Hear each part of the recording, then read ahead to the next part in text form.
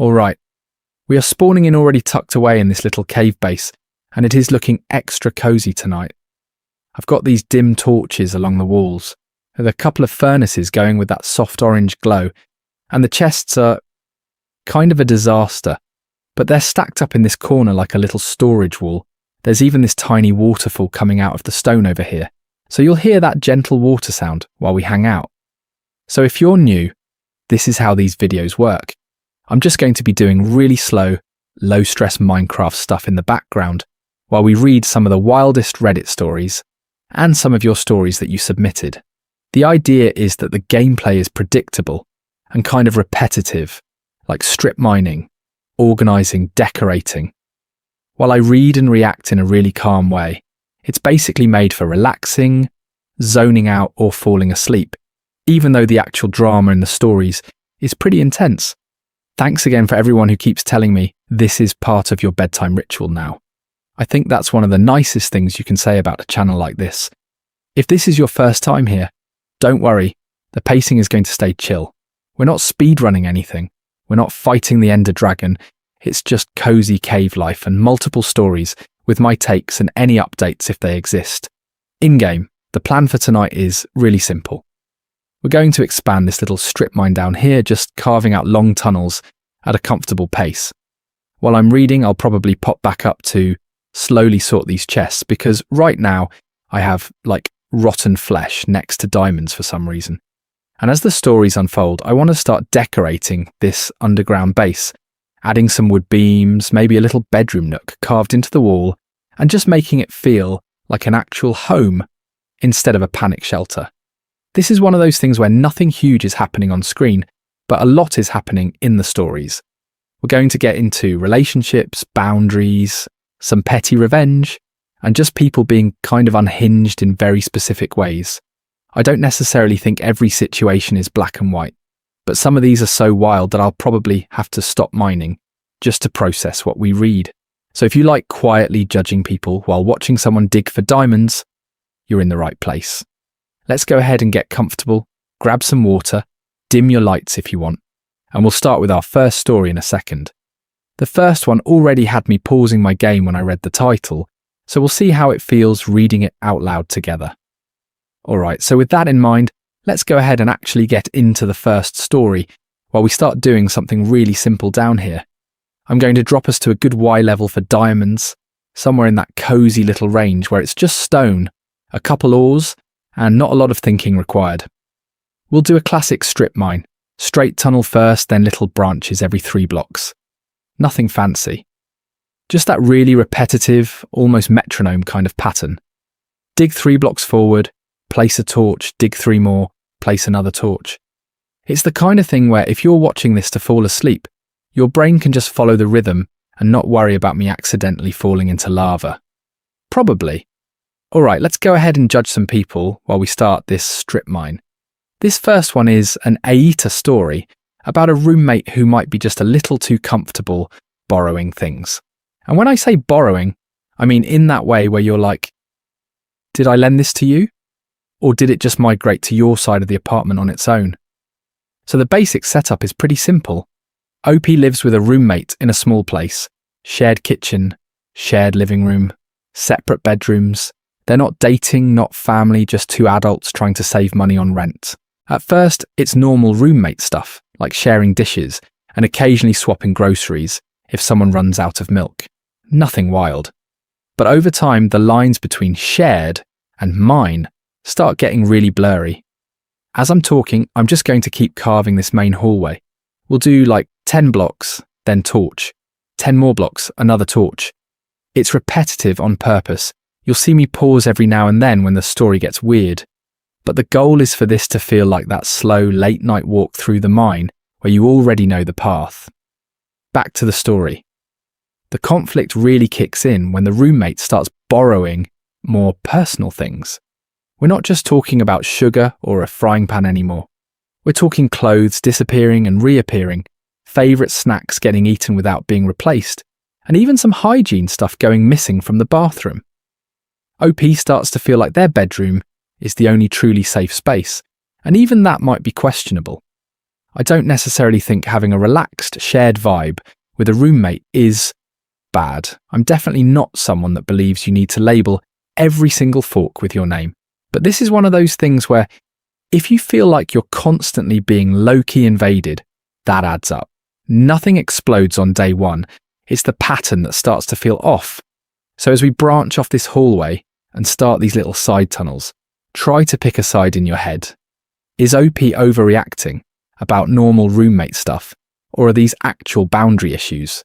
Just keep in mind, there's a detail near the end of the story that might make you rethink which side you're on. Alright, so here's the actual story from OP's perspective while we keep carving out this tunnel.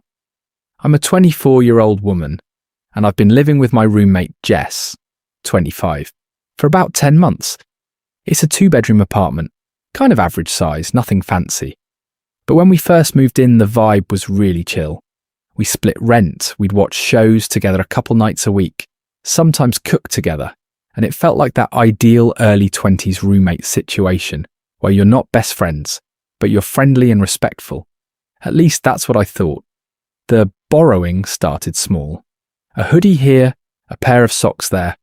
I'd see her wearing my sweatshirt on the couch, and she'd just laugh and say, "Oh my God, it was right there and I was cold. Relax, you're so uptight." I don't necessarily care about sharing clothes in theory, but it was the way she acted, like asking was optional. I'd go to get the hoodie for work the next day, and it would be crumpled on her floor, makeup on the collar. Then it moved to food. I started noticing my labelled leftovers disappearing. I'd write my name on containers, even put dates, and they'd still be gone. She'd say, "We're roommates, it's basically community food, you can grab my stuff too." But her stuff was like one bottle of hot sauce and some sad lettuce. I think this is one of those things where, on paper, it's tiny, but living with it day to day starts to feel like death by 1,000 cuts. I really tried to be reasonable. I bought different coloured Tupperware. I put a little basket in the fridge and wrote, "OP's food, please don't take." I even had a calm conversation where I said I didn't want to sound controlling or petty, but I work long hours, and sometimes that leftover pasta is literally the thing getting me through the day. She rolled her eyes and said, "You know you sound like my mum, right?" And then joked about me putting padlocks on the fridge. The gaming stuff is what really threw me. I came home one night and my controller was on the coffee table with sticky fingerprints on it, even though I always keep it in my room. She shrugged and said her friend came over and they borrowed my setup because hers wasn't working. My save files were messed with, a couple settings changed. It's small, but it felt like another little boundary getting pushed.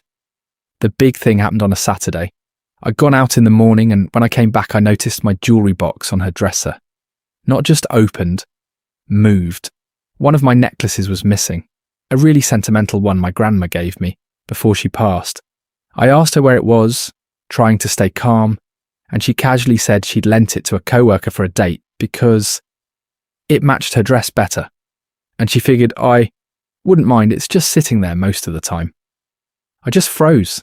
It wasn't about the necklace being expensive, it was about her giving my stuff to someone I don't even know, without asking. Nothing exploded, but it also didn't feel resolved. She kept insisting I was overreacting, that she'd get it back, that locking my door would be insane roommate energy. So, Reddit, am I overreacting if I start locking my door and keeping anything important in my room, or even look for a new place? Is this normal roommate sharing, or is it fair to say these small things are actually big boundary issues for me? Alright, so my first reaction to this is pretty simple. It's not about the stuff. It's about the fact that you said, "This makes me uncomfortable." And your roommate basically laughed in your face. I think people love to say, "Relax, it's just a hoodie, it's just a mug, it's just shampoo." And on paper that sounds reasonable, right? But this is one of those things where the individual item is small and the pattern is actually huge. Every time she takes something without asking and then calls you insane roommate energy for wanting a lock, what she's really saying is, "My convenience matters more than your comfort." Nothing exploded, but it also didn't feel resolved. With roommates, this kind of slow creep is so common. You start with like, "Yeah, you can grab some milk if you need," and suddenly your groceries are community property, and your favourite mug lives in their room. Because it happens gradually, you almost gaslight yourself. You tell yourself you're being petty, you don't want to be the strict one, and then one day you're standing in your own kitchen, feeling like a guest. You're paying rent, but emotionally, it kind of feels like you're borrowing the space from them. For me, I'm definitely not someone that believes you have to label every single thing and live like roommates on a reality show. I don't necessarily think sharing is bad. I like when a place feels friendly, and you can be like, hey, can I use your pan? And it's not a whole negotiation. But that only works when there's consent and communication. Especially with sentimental stuff or expensive stuff, you need the extra check-in. If your grandma gave you that blanket or your laptop is how you work, that's not just stuff, that's security. The part that really sticks out is her response when you tried to set a boundary. You didn't scream, you didn't throw her things out, you literally floated the idea of locking your own door, and she called that insane. When someone laughs off your discomfort like that, it's usually not a one-time misunderstanding. It's them telling you they don't respect your limits and they don't plan to change. Even if she eventually brings the item back, that attitude is the red flag. Let's go ahead and keep mining while we sit with that, because I know some of you are probably thinking, maybe OP's being dramatic, it's just sharing. But the update to this story makes it really clear what's actually going on here. The second OP tries one very simple new rule. The roommate's reaction is kind of wild. And once you hear how she reacts to that boundary, it's going to be a lot harder to pretend this is normal roommate behaviour. So before we get into that reaction, I'm going to slow us down for a second. We've been in that cave for a while, and my inventory is just completely full of every random thing possible, so let's go ahead and walk back to the little cave base and clean this up. You can probably hear the footsteps echoing a bit as we head down this tunnel. I always kind of like this part where it's just stone on both sides and it's really quiet, except for the walking and the occasional bat somewhere in the dark. We'll pop back into the main room, close the door, and just reset for a minute. Alright, this chest situation is embarrassing. We've got ores mixed with rotten flesh. There's a single stick in here for no reason. I think I've got 4 different stacks of cobblestone spread across 3 chests. I'm definitely not someone that believes you have to be super organised in Minecraft, but this is one of those things where future me is going to be so mad if I don't fix it now. So, first chest, we'll make this the ore chest. I'm going to drag all the iron, the gold, the copper, and just stack it nicely. You'll probably hear a lot of chest clicks for a second. Then we'll do one for building blocks, so all the cobblestone, deep slate, random dirt. I don't necessarily need 6 stacks of gravel, but we're keeping it anyway. Let's put a couple item frames up so I can actually tell what's what. One above this chest with an iron ingot in it, and then maybe a little cobblestone block for the building chest.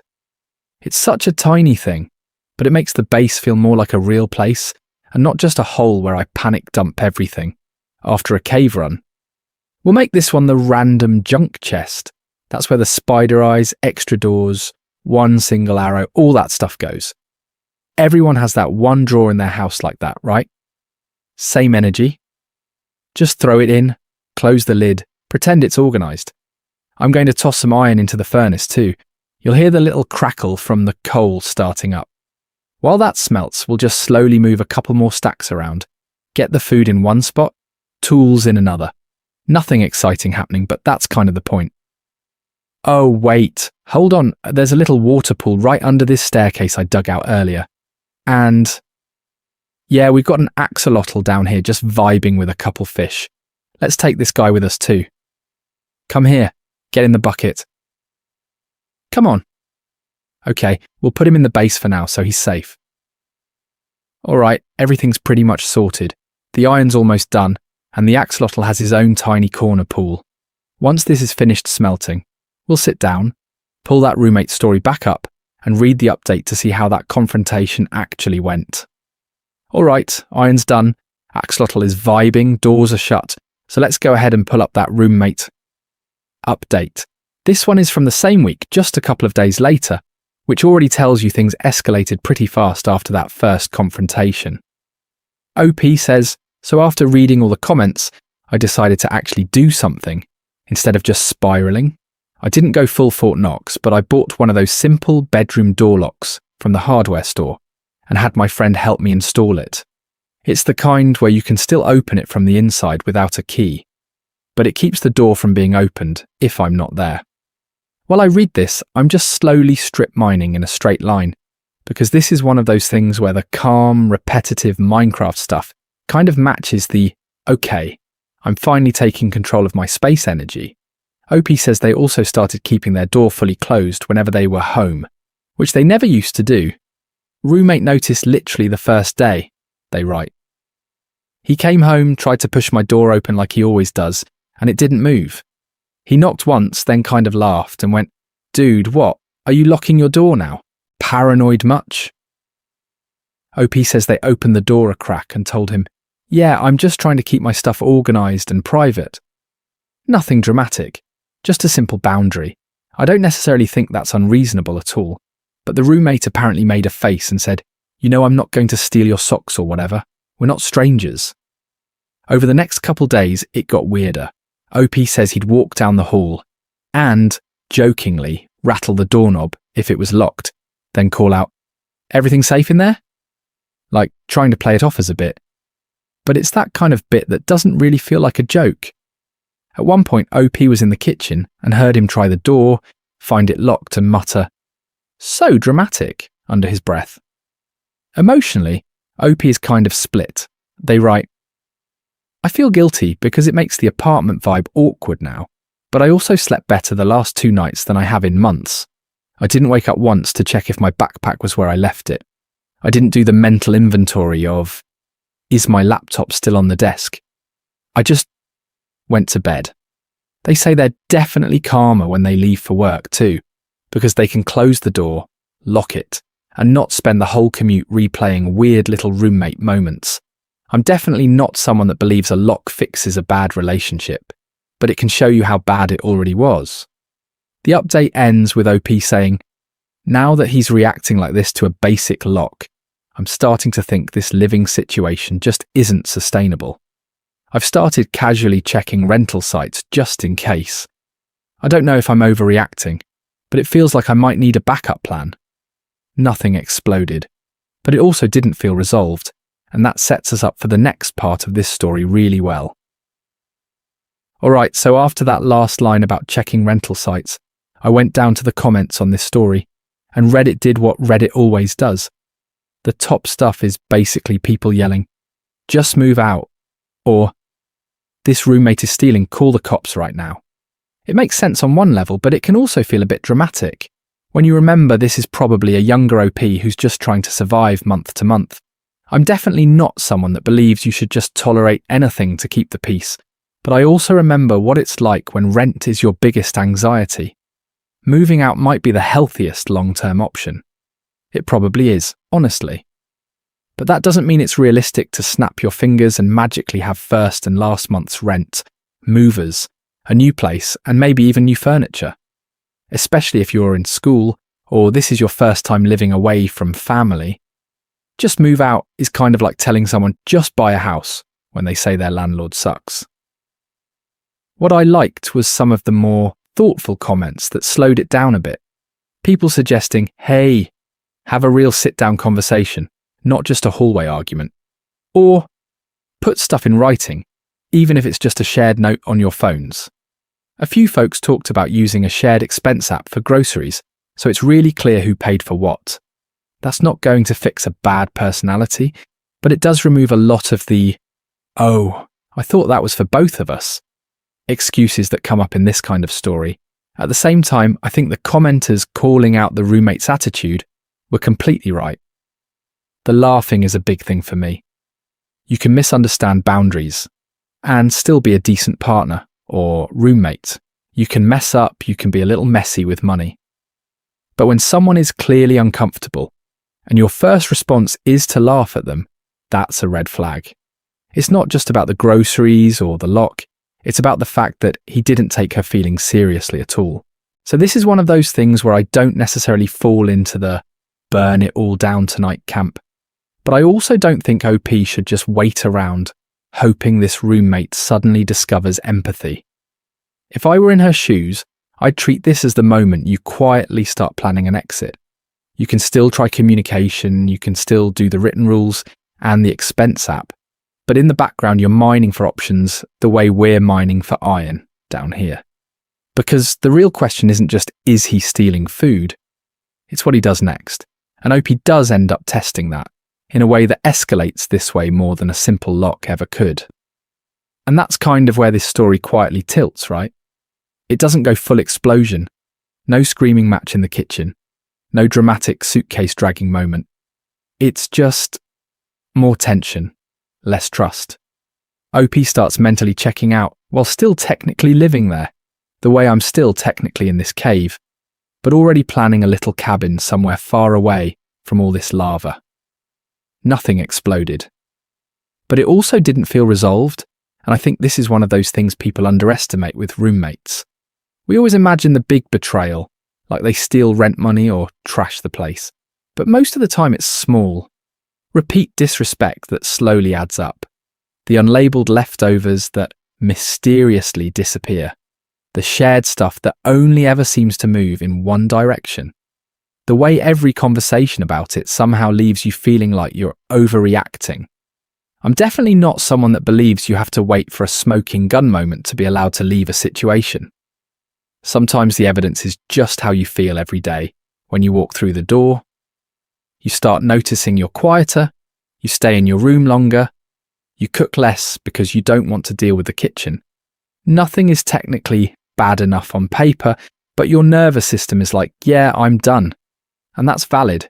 It's okay to decide this doesn't feel good anymore, even if you can't print out a list of charges and hold a roommate trial. I don't necessarily think you need the internet to agree that something was awful for it to be reason enough to move out. If your baseline becomes constant low-key dread, that's already too expensive, even if the rent is cheap. Let's go ahead and zoom out a bit while I strip mine this tunnel. Think about your own boundaries for a second. With roommates, with friends, with a partner. Do you know what your non-negotiables actually are? Or do you only find out when someone keeps nudging past them? It can be really helpful to have a couple things you're willing to say out loud, like, hey, I'm fine sharing, but I need you to ask first, or I'm okay with noise, but not after this time. And the guilt piece is huge. A lot of people stay in weird roommate setups because they feel bad for wanting more respect. But wanting basic consideration doesn't make you high maintenance, it just makes you a person. You're allowed to communicate that without turning it into a fight. Calm, clear, and then you watch what they do next. Alright, while I dig us back toward the base here, we're going to shift out of roommate territory and into relationships. Same theme of boundaries, but the stakes get a little more emotional. The next story is less about missing leftovers and more about a partner who keeps crossing lines in a way that's a lot harder to ignore.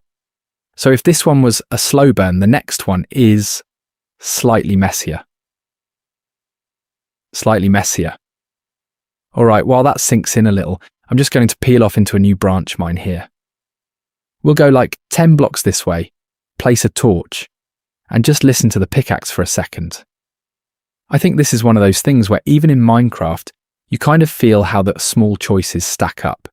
You decide to dig 1 block lower, 1 block to the side, and suddenly you're in a totally different cave. Got some coal right away. Of course, coal is like the dirty dishes of Minecraft. Individually not a big deal, you just clear it out. But when your whole wall is coal, it's like that sink that never gets emptied. 1 vein isn't the end of the world.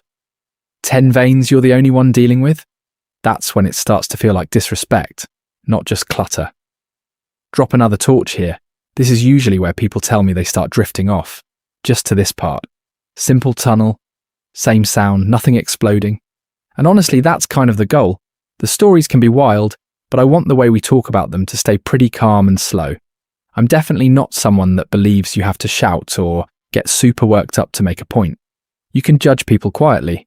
It still counts. A little iron tucked behind the coal, of course. That's such a little things that add up moment. Like, on its own, a partner forgetting to text once, or leaving a cup out, or being late one time is just this tiny ore block in the wall. But when it's always you rearranging your plans, always you washing the dishes, always you being the flexible one. It stops being random. It becomes a pattern you can literally mine out and see. I don't necessarily think every conflict is some huge red flag, but basic respect is kind of the bedrock down here. If someone doesn't care how their choices land on you, that's when it stops feeling like a relationship and starts feeling like you're just managing their behaviour. Nothing exploded. But it also didn't feel resolved. Let's go ahead and head a little deeper. Redstone, perfect. Redstone is like those tiny secrets people tell themselves are no big deal. It just sits there, quiet until you put power through it, and suddenly it lights up the whole hallway. The next story is exactly that vibe. A partner hiding something that seems small at first, but once the truth comes out, it kind of changes the whole energy between them. If you're half asleep right now, don't worry, I'll keep the same pace. No jump scares, no yelling, just more tunnels and more drama. Thanks again for hanging out in this little cave with me. Alright, next story. This one is a relationship A tier, and it starts with a secret that probably should have been a conversation. Alright, while that first situation kind of settles in the back of your mind, let's go ahead and start setting up a little bedroom area in this cave. I want this base to feel like the kind of place you could actually fall asleep in, not just a hole in the wall with chests everywhere. So I'm going to carve this section out a bit wider, and we'll turn it into a cozy room while we get into the next story. This one is very much an Ayata style post. The title is basically, Am I overreacting to my partner's secret night out? It's a long-term relationship, they've been together for a while, and on the surface it's just a chill night with friends. Nothing wild, nothing labelled as a big event. But later, the original poster is scrolling social media and notices one detail that doesn't quite line up with what they were told. I'm going to push this wall back a few more blocks and then put the bed right here in the corner. Maybe two beds actually, because this is definitely a couple kind of story. The way they describe it, their partner says they're going to hang out. Low-key, same group as usual. No reason to worry. Then a few hours later, OP sees a photo or a tag online that makes them go, wait, that's not what you said you were doing. What I like about this one is it's not just a single big blow-up moment. The post actually has multiple updates, and with each update, the energy in the relationship shifts a little bit. Nothing explodes, but it also doesn't feel resolved. It slowly turns from, was this one lie a big deal? Into, why do we keep missing each other on basic honesty? It becomes way more about communication than catching someone red-handed. I'm going to put some bookshelves along this wall, kind of like a tiny in-game therapy office, and maybe dig out a little window to the outside so we're not completely underground. I think that fits because this is one of those things where, on paper, the partner didn't do something obviously catastrophic. They went out, they had fun, they came home, but the story is really about how they handled the truth around it. I'm definitely not someone that believes every tiny white lie means the relationship is doomed, but I also don't necessarily think you have to ignore your gut just to seem chill. So as I'm placing these beds and tidying this room up, you can kind of check in with yourself a bit. What are your own boundaries around honesty? Are you okay with your partner smoothing over details as long as they're technically safe? Or does that immediately make you feel off? If you're drifting off, no pressure to analyse it too hard. You can just let the story wash over you while I stack these books and open up this window. But as we get into the main post and the later updates, pay attention to how their tone changes. The last update, especially. It takes the question from, am I overreacting, to something a lot heavier. Alright, let's go ahead and get into the actual post while I clear out this little tunnel. I'm just going to strip mine in a straight line, so if you're falling asleep, you kind of know what to expect visually while we read. OP says, I'm a 28-year-old guy, and I've been with my partner 27F for just over 4 years. Our relationship has been pretty solid overall. We're not the type to constantly share locations or demand proof of where the other person is. We'll text each other when we get somewhere, send the occasional picture if something funny happens. But it's always felt casual and respectful. Not like, surveillance. He says they've lived together for about a year, they split chores, they both work full-time, and they usually do 1 or 2 date nights a week. He mentions he's never really had a reason to doubt her. She has guy friends, he has girlfriends, and it's never been a thing. That's kind of important context because this story isn't starting from a place of she's cheated before or anything like that. So the setup, it's a Friday night, he's tired from work, and his partner tells him a few days in advance that she's going to a low-key hangout. According to her, it's just a couple co-workers and an old college friend at this small bar near the office. Nothing fancy, nothing wild. He says he actually encouraged her to go because he just wanted a quiet night with takeout and some games. She leaves around 8, kisses him goodbye, says she'll probably be back by midnight. Totally normal. He orders food, throws on a movie, and later ends up doom-scrolling social media on the couch, like you do. This is one of those things where nothing is technically wrong yet, but your brain is just idling. Around 10:30, he's on Instagram and sees one of her co-workers' stories.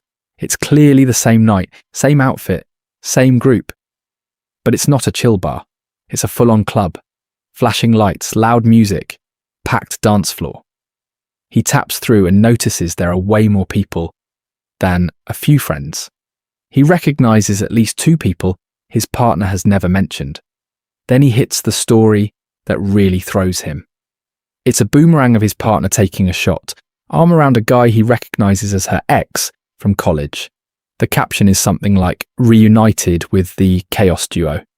No tags for him, no heads up that the ex would be there, nothing. OP describes this kind of knot-in-the-stomach feeling. He says he doesn't want to be that jealous boyfriend who freaks out because his partner exists in the same room as an ex. He's like, I don't necessarily believe people have to cut every ex out of their lives forever, but what bothers him is that she never mentioned the ex was going, and she framed the whole thing as this quiet bar night with a few co-workers. He scrolls back through their earlier texts. She had said, just grabbing a couple drinks with the work crew, nothing crazy. No mention of a club, no mention of a big mixed group, and definitely no mention of the ex. He starts wondering if that omission was intentional. Like, did she think he'd say no?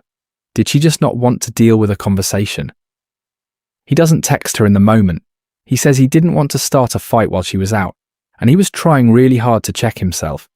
He keeps repeating that he trusts her, that she's never given him a concrete reason not to, but he can't shake the feeling that she curated the information to avoid pushback. By the time she gets home, it's almost 1:30. She's tipsy, happy, talking about how fun it was. She calls it the little bar by the office again, even though he's literally seen the club videos. He doesn't confront her right away. He just kind of nods, listens, and files it away. In the post, he says, I'm torn. On one hand, I know adults are allowed to have nights out, see old friends, and even be around exes without it being a big deal. On the other hand, I feel like she deliberately downplayed the whole thing because she knew I wouldn't love the idea. I think that part feels disrespectful. He asks if he's overreacting by feeling hurt and wanting to have a serious conversation about why she left those details out, or if he should just let it go to keep the peace and not come off as controlling. He ends with, I'm definitely not someone that believes relationships should involve constant checking up, but I also don't want to ignore my gut if something is off. And that's where the main post cuts off, with him basically sitting on the couch, holding this little secret knowledge about the club and the ex, and trying to decide whether bringing it up is starting drama or just normal communication. We do have an update from him, and it definitely changes the vibe a bit. I'll read that in a second, but I want to mine out this last little patch of iron and just let that main post sink in for a moment. Alright, so while I smelt this iron and kind of tidy up this little hallway, I want to sit with that feeling he described. That thing of, I'm not mad about the club itself, I'm mad I didn't really get the full picture. I think that's super valid. You don't have to wait until something is objectively scandalous before you're allowed to feel weird about how it was presented. This is one of those things where people love to argue in the comments like, well, nothing technically happened, so what's the problem? But in a relationship, it's not just the events that matter. It's the story your partner tells you about those events. Going out dancing with friends is one story. Going out dancing, then the ex shows up, then the plans change and it turns into a club night with a totally different vibe. That's another story. When you only get version 1, it's going to sting when you find out version 2 existed. Let's go ahead and make a little storage room here while we talk about the difference between forgetting and framing. Forgetting is, oh, I didn't mention that we stopped for ice cream on the way home. Framing is, I mentioned the bar, but I left out the part where it turned into a full-on club night with my ex because I knew that might cause questions. One of those is just human brain lag. The other is a tiny bit of PR. I'm definitely not someone that believes your partner has to give you a GPS log of their entire evening. People need room to just exist, but I do think there's a line with big context shifts. An ex suddenly joining the group, plans going from chill drinks to a packed club. That's the kind of thing most people reasonably want to know about. Not so they can forbid it, but so they don't feel like the last to know in their own relationship. And that's really where the trust piece comes in. If this one night already feels a bit edited, it makes you wonder, okay, next time something slightly messy happens, am I going to get the full version or the highlight reel? It's not about catching them in a lie, it's about whether you can relax when they say, yeah, it was low-key, nothing weird happened. Thanks again for everyone who submitted stories like this, by the way, because they show something important. The update isn't just about what actually happened that night. It's about how the partner reacts when you gently say, hey, this didn't sit right with me. Do they get defensive, or do they lean in and clarify? Do they minimize, or do they actually listen? Nothing exploded. But it also didn't feel resolved. And in his case, the way she handled that conversation tells us a lot more than the club ever could. The update shifts this from a, was this a white lie situation, into something a little heavier. I'll read that in a second because it definitely changes how I feel about her intentions. So before we get into that update, I want to slow things down a little bit and just focus on the world for a second. All right, let's go ahead and give our brains a break from the heavy relationship stuff and do some cozy decorating. I've been staring at this cave base, and it's still kind of bare, so I'm going to start with carpets. I think warm tones work best in caves, so maybe like a mix of dark brown and that soft red, almost like a worn rug in an old library. I'll lay a path from the ladder over to where the bed's going to be, just so it feels like you're walking on something soft instead of straight stone. You'll hear those tiny sounds as I place them. That little thup each time a carpet goes down. It's such a small thing, but it's weirdly satisfying. I'm definitely not someone that believes Minecraft has to be efficient all the time. Sometimes it's just about making a corner feel cozy for no real reason. Let's tuck the bed over here against this wall. Not right in the middle, that feels too formal. Kind of offset, with a 2-block window carved out above it so we can maybe see the stars later. I'll put lanterns on each side, hanging on chains. Listen to that soft clink when I place the chains, and then the little pop when the lantern hooks on. It's like the game is whispering back. Over in this corner, I want a tiny reading nook. We're literally reading wild stories, so it feels right to give them a spot in the base. I'll stack some bookshelves, leave a 1-block gap for a chair, and maybe put a flower pot with a little cactus on the side table. Nothing dramatic, just a small lived-in space. You can probably hear the chest open as I dig around for the right blocks, that gentle creak and click. I don't necessarily need a campfire in a cave, but this is one of those things that just makes the vibe. I'll carve out a safe little pit here, surround it with slabs so nothing burns, and drop the campfire in the middle. Listen to the crackle. It's almost like white noise layered under my voice. If you're drifting off right now, that's totally fine. You're not missing any big plot twist in the gameplay, I promise. We'll frame the enchanting table with some of these bookshelves I just crafted, but leave a gap so it feels like a tiny altar instead of a machine. Lantern above, carpet underneath, maybe a single blue flower in a pot right at the entrance. Calm, simple, intentional. And while we're doing all this, just keep in the back of your mind, when we go back to that update, pay attention to how the partner reacts to being questioned. Do they lean in and talk or pull away and dodge? In a lot of ways, that reaction tells you if a relationship is actually safe and cozy or just decorated to look that way on the surface. Alright, so while I clear out this little tunnel here and try not to fall into lava, let's go ahead and get into the first update on that relationship story. This one is from the same day, just 8 hours later. So OP posts, reads a bunch of comments, sits with that weird feeling for a bit, and pretty quickly realizes they can't just pretend everything's fine. They say something like, I tried to just go about my day, but every time my phone buzzed, I kept thinking about those pictures and captions. That's such a specific thing, right? You're making coffee, you're answering emails, but your brain is stuck on, Why did my night get turned into a different story online? OP says by early evening, they decided it would feel worse to stay quiet than to risk an awkward conversation. So they describe setting it up really gently. No big confrontation, no raised voice. They wait until their partner is off work. They're both on the couch, TV on in the background. OP literally says they practiced the wording in their head because they didn't want to sound accusatory. They start with, "Hey, I saw your post from last night." And then they ask very calmly why the night was framed like a wild party instead of the chill hang they were told about. The reaction is not great. The partner kind of sighs and does this little eye roll like, "Are we really doing this?" OP says that immediately made their stomach drop. They get a defensive response right away. Stuff like, "It was just for fun," and "You're making drama out of nothing." It's definitely that minimizing tone. Not yelling, but that dismissive thing, where you feel like a parent scolding a teenager instead of two adults in a relationship. OP points out that at no point did their partner say, "I'm sorry that hurt you," or even, "I get why that felt weird." It's all explanations. Everyone posts like that. It wasn't a big deal. I don't necessarily remember every detail from the night. The words technically answer the question, but OP says they felt more like excuses than an actual conversation. The energy in the room just shifts. TV's still playing, but it suddenly feels way too loud. Nothing exploded. But it also didn't feel resolved.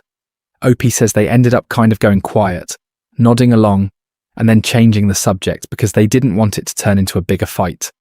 They finished the update saying they feel unsettled, like they're standing on a rug that could be pulled at any time.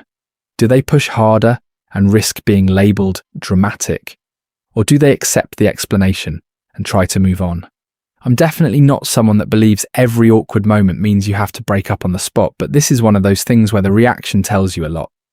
We do get more updates from OP, so stick around, because the next one shifts the vibe even more. Alright, so we jump forward about 10 days, same house, same couple, but the atmosphere feels completely different. OP labels this as a small update, but honestly it kind of says more than the big confrontation did. They say on paper everything is fine. They're still living together, still going to work, still doing their normal Minecraft and takeout nights. No dramatic breakup, no screaming match. But they describe it like moving around each other in the apartment, as if they're roommates who used to date. They brush past each other in the kitchen, without the usual little touch on the back or kiss on the shoulder. The goodnight kisses still technically happen, but they feel quick and polite instead of warm. Texts change too. Before, if one of them was bored at work, they'd send dumb memes or talk about what to build in their Minecraft world that night. Now it's shorter stuff. "What time are you home? Can you grab milk?" The shared plans that used to get a bunch of exclamation points are now just, "Yeah, sure." Nothing exploded, but it also didn't feel resolved. OP says they keep catching themselves, replaying old explanations in their head. Times their partner said, "Oh, I just forgot to mention that." Or, "It wasn't a big thing, that's why I didn't tell you." They write that they're starting to wonder if this party situation was actually the first time, or just the first time they noticed the pattern. That's a really unsettling place to be in a relationship, where every memory suddenly has this little asterisk on it. They're clear they don't necessarily want to break up. They actually say they still love their partner, they still laugh together sometimes, and some evenings feel almost normal. But then they'll catch that weird distance again, like their partner is being extra careful with their words, and it makes them tense up. Is this just both of them walking on eggshells, or is it the beginning of the end? OP mentions they've looked up couples counselling a few times and then closed the tab. They're not sure if that's overkill or the responsible thing to do. I think this is one of those things where counselling is less about "we're doomed" and more about "we don't know how to talk about this without shutting down." They even ask in the post, "Is this breakup level serious? Or is this just a rough patch that needs better communication?" They end the update by saying, "Nothing big has happened since my last post, but something has shifted. Same house, same routines, same partner on the couch next to them, and it still feels off." And the next update, that's when we finally see whether that shift settles back into trust or snaps into something else entirely. Alright, before we read that next update, I want to zoom out for a second because Reddit absolutely had some feelings about this one. Scrolling through the comments on this story was kind of wild. A huge chunk of people just went straight to break up, break up, break up. No pause, no, hey, maybe talk first. Just she lied, he lied, whatever. That's it, game over. For a lot of folks, any kind of dishonesty is like an automatic eject button in a relationship. One lie, and they're done. I get where that's coming from. Trust is the whole thing. If you don't feel like your partner is being real with you, it's really hard to relax in the relationship. You're always waiting for the other shoe to drop, and that's exhausting. At the same time, I'm definitely not someone that believes every messy moment is instant breakup territory. Real life is usually a lot grayer than Reddit wants it to be. There were some really thoughtful comments buried in there too. People saying stuff like, "This doesn't feel evil, it feels avoidant," or "They didn't tell you because they were scared of conflict, not because they were plotting." And I think that's an important distinction. Being conflict avoidant doesn't make you a good partner, but it's different from being straight up malicious. Those more nuanced takes still held them accountable though. A lot of you were like, okay, maybe they're scared of arguments, but they're still responsible for how they handle that fear. That's the key thing. You can understand why someone did something and still say, yeah, but that wasn't okay. Understanding isn't the same as excusing. For me, I don't necessarily think this is like automatic pack your bags tonight territory, but I do think OP is absolutely right to pay close attention to what happens next. This is one of those things where the lie is bad, but the response to being called out might matter even more. Do they listen? Do they get defensive? Do they flip it back on OP and make them feel crazy for being hurt? If you picture this happening to you, how would you want your partner to respond when you say, "Hey, that really hurt"? Would you be okay with, "It's not a big deal, you're overreacting"? Or would you need, "I get why that bothered you, I'm sorry, here's what I'll do differently"? Let's go ahead and use this story as a little mirror for your own standards. And while I slowly dig out this tunnel here, and try not to fall into lava, maybe think about that.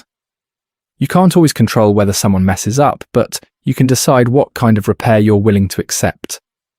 Thanks again for all the comments on this one. The range of opinions was actually really helpful. Speaking of what happens next, the update we're about to read shows exactly how their partner handled that confrontation. And it's probably not what most of the break up now crowd was expecting. So the way this one wraps up is actually really quiet. No big screaming match, no dramatic suitcase scene, no wild revenge update. It just kind of cools off. They keep talking, they agree to work on it. But you can feel that the room is a little colder than it was before. Alright, I think this is one of those things people don't really prepare you for. Not every relationship story ends with a huge breakup speech or a perfect, healed, movie-style reconciliation. A lot of them just settle into this slightly distant version of what they used to be. You still text, you still hang out, you still say love you, but that easy warmth isn't automatic anymore. Nothing exploded. But it also didn't feel resolved. OP even says that in the update. They're like, we're staying together for now, we're going to try therapy. I want to trust them. And I don't necessarily think that's a bad choice. Staying and trying to work on things doesn't make you weak or naive. It just means you're betting on the idea that your partner is actually going to show up differently over time. The hard part is, you can't just rely on vibes. You have to watch what they do. This is where those small trust issues really matter. It's rarely one giant lie that sinks a long-term relationship.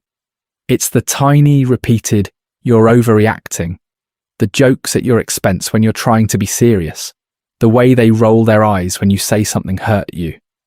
That stuff doesn't cause a sudden collapse. It causes a slow drift. And when you're inside it, it's really easy to miss, because day to day it feels like almost nothing changed. Have you ever looked back and realised you'd been unhappy for months without noticing the exact moment it started? I'm definitely not someone that believes you have to break up the first time someone messes up, but I do think feeling emotionally safe has to be the baseline. You should be able to say, hey, this bothered me, without getting mocked, dismissed, or turned into the punchline of the story. If every serious conversation turns into you defending why you're even allowed to feel weird, that's not sustainable. You can't build a life with someone you're scared to be honest with. So if OP stays, which they probably will for at least a while, the real question isn't, are we still together? It's, do I actually feel safer 6 months from now? Are they more transparent, more considerate, less defensive? Or does everything quietly slide back to normal, just with a little more distance and a little less trust? Let's go ahead and tuck this story away for now. I'm going to head back down into the mines here, clear out this little strip of iron, and set up another torch line so we don't get surprise creepers. The next story shifts gears a bit. We're leaving relationships behind and moving into a slightly spooky late-night encounter that honestly is the exact kind of thing you don't want happening while you're branch mining alone down here. Alright, let's actually commit to this cave for a second. I'm going to peel off from this little branch mine and head down here where it gets darker. You can probably hear the footsteps change a bit. On stone, it has that really soft, echoey tap, and every now and then you get that random drip of water that sounds way louder than it should. I'm going to start dropping torches every few blocks, just along the right-hand wall. That way, if we get turned around later, we can probably still find our way back without doing the classic Minecraft panic spin. It's kind of comforting, honestly. You clear a little patch, place a torch, and the darkness just pulls back a tiny bit. Nothing dramatic. Just this slow, steady, okay, we're safe right here kind of feeling. Let's go ahead and dig out this iron vein and, yeah, of course, gravel. This is one of those things that always looks harmless until it's falling directly onto your head. I don't necessarily love how it sounds either. It's got that crunchy cascade that makes you think something bigger is happening. We're fine though. I'll just swap to the shovel, clear a little pocket above us, and give it somewhere to fall that isn't my face. I think this is a good example of low-stakes problem solving. It's annoying, but it's not like a creeper dropping in from the ceiling. You just slow down, check the blocks, and let the game be a little bit fussy. Nothing exploded, but it also didn't feel resolved until we took a second to fix it. That's kind of the vibe of the next story too. While we're in this dim part of the cave, with just the torchlight and those little sound effects, it actually matches the tone of what we're about to read. The next post is about a weird late-night encounter that really stuck with OP. Not full-on horror, not paranormal, just one of those walks home where something feels off, and you can't quite shake it afterward. I'm definitely not someone that believes you have to crank the volume and scream to make a creepy story interesting. So even though this one is a bit unsettling, I'm going to keep it really gentle. No jump scares, no sudden loud reactions. You're still safe to fall asleep to this. If anything, we'll treat it the way we treat the cave. Notice the shadows, put down some metaphorical torches, and keep moving. Thanks again for hanging out down here with me, by the way. These slower, echoey cave sections kind of feel like late-night phone calls where you end up telling the stories you don't usually bring up at brunch. Alright, torch down on this little ledge, quick peek around the corner, nothing too wild. And we'll pause here. The next one is basically a creepy encounter on a quiet walk home kind of story that had me side-eyeing my own hallway for a minute. Let's go ahead and pull that up next. Alright, so this next one is very much a classic creepy encounter, kind of that let's not meet vibe. It's the type of story where nothing super graphic happens, but the whole time you're like, how does this person know that? And your brain just keeps replaying it. While we get into it, I'm going to shift the Minecraft vibe a little. We've been hanging out on these safer ledges, but this cave clearly keeps going down, so let's go ahead and start a more careful little expedition. I'm going to place way more torches than I usually do. And any dead ends we hit, I'll probably just block off with cobblestone so we don't get turned around. We're not dying to a random creeper tonight. Energy. So this story is from someone who was walking out to their car after a late shift. It's that weird limbo time where it's not quite middle of the night, but the parking lot is basically empty. The air is cold and every sound feels louder than it should. They're just trying to get home, brain on autopilot, and a stranger shows up who seems to know way too much about them. Not like, oh, I've seen you around, but very specific details that they absolutely never shared. I want to be clear before we dive into the full thing. This is more unsettling than violent. Nothing graphic, nothing gory. It's one of those things where your heart rate goes up because of the vibes, not because anything physically wild happens.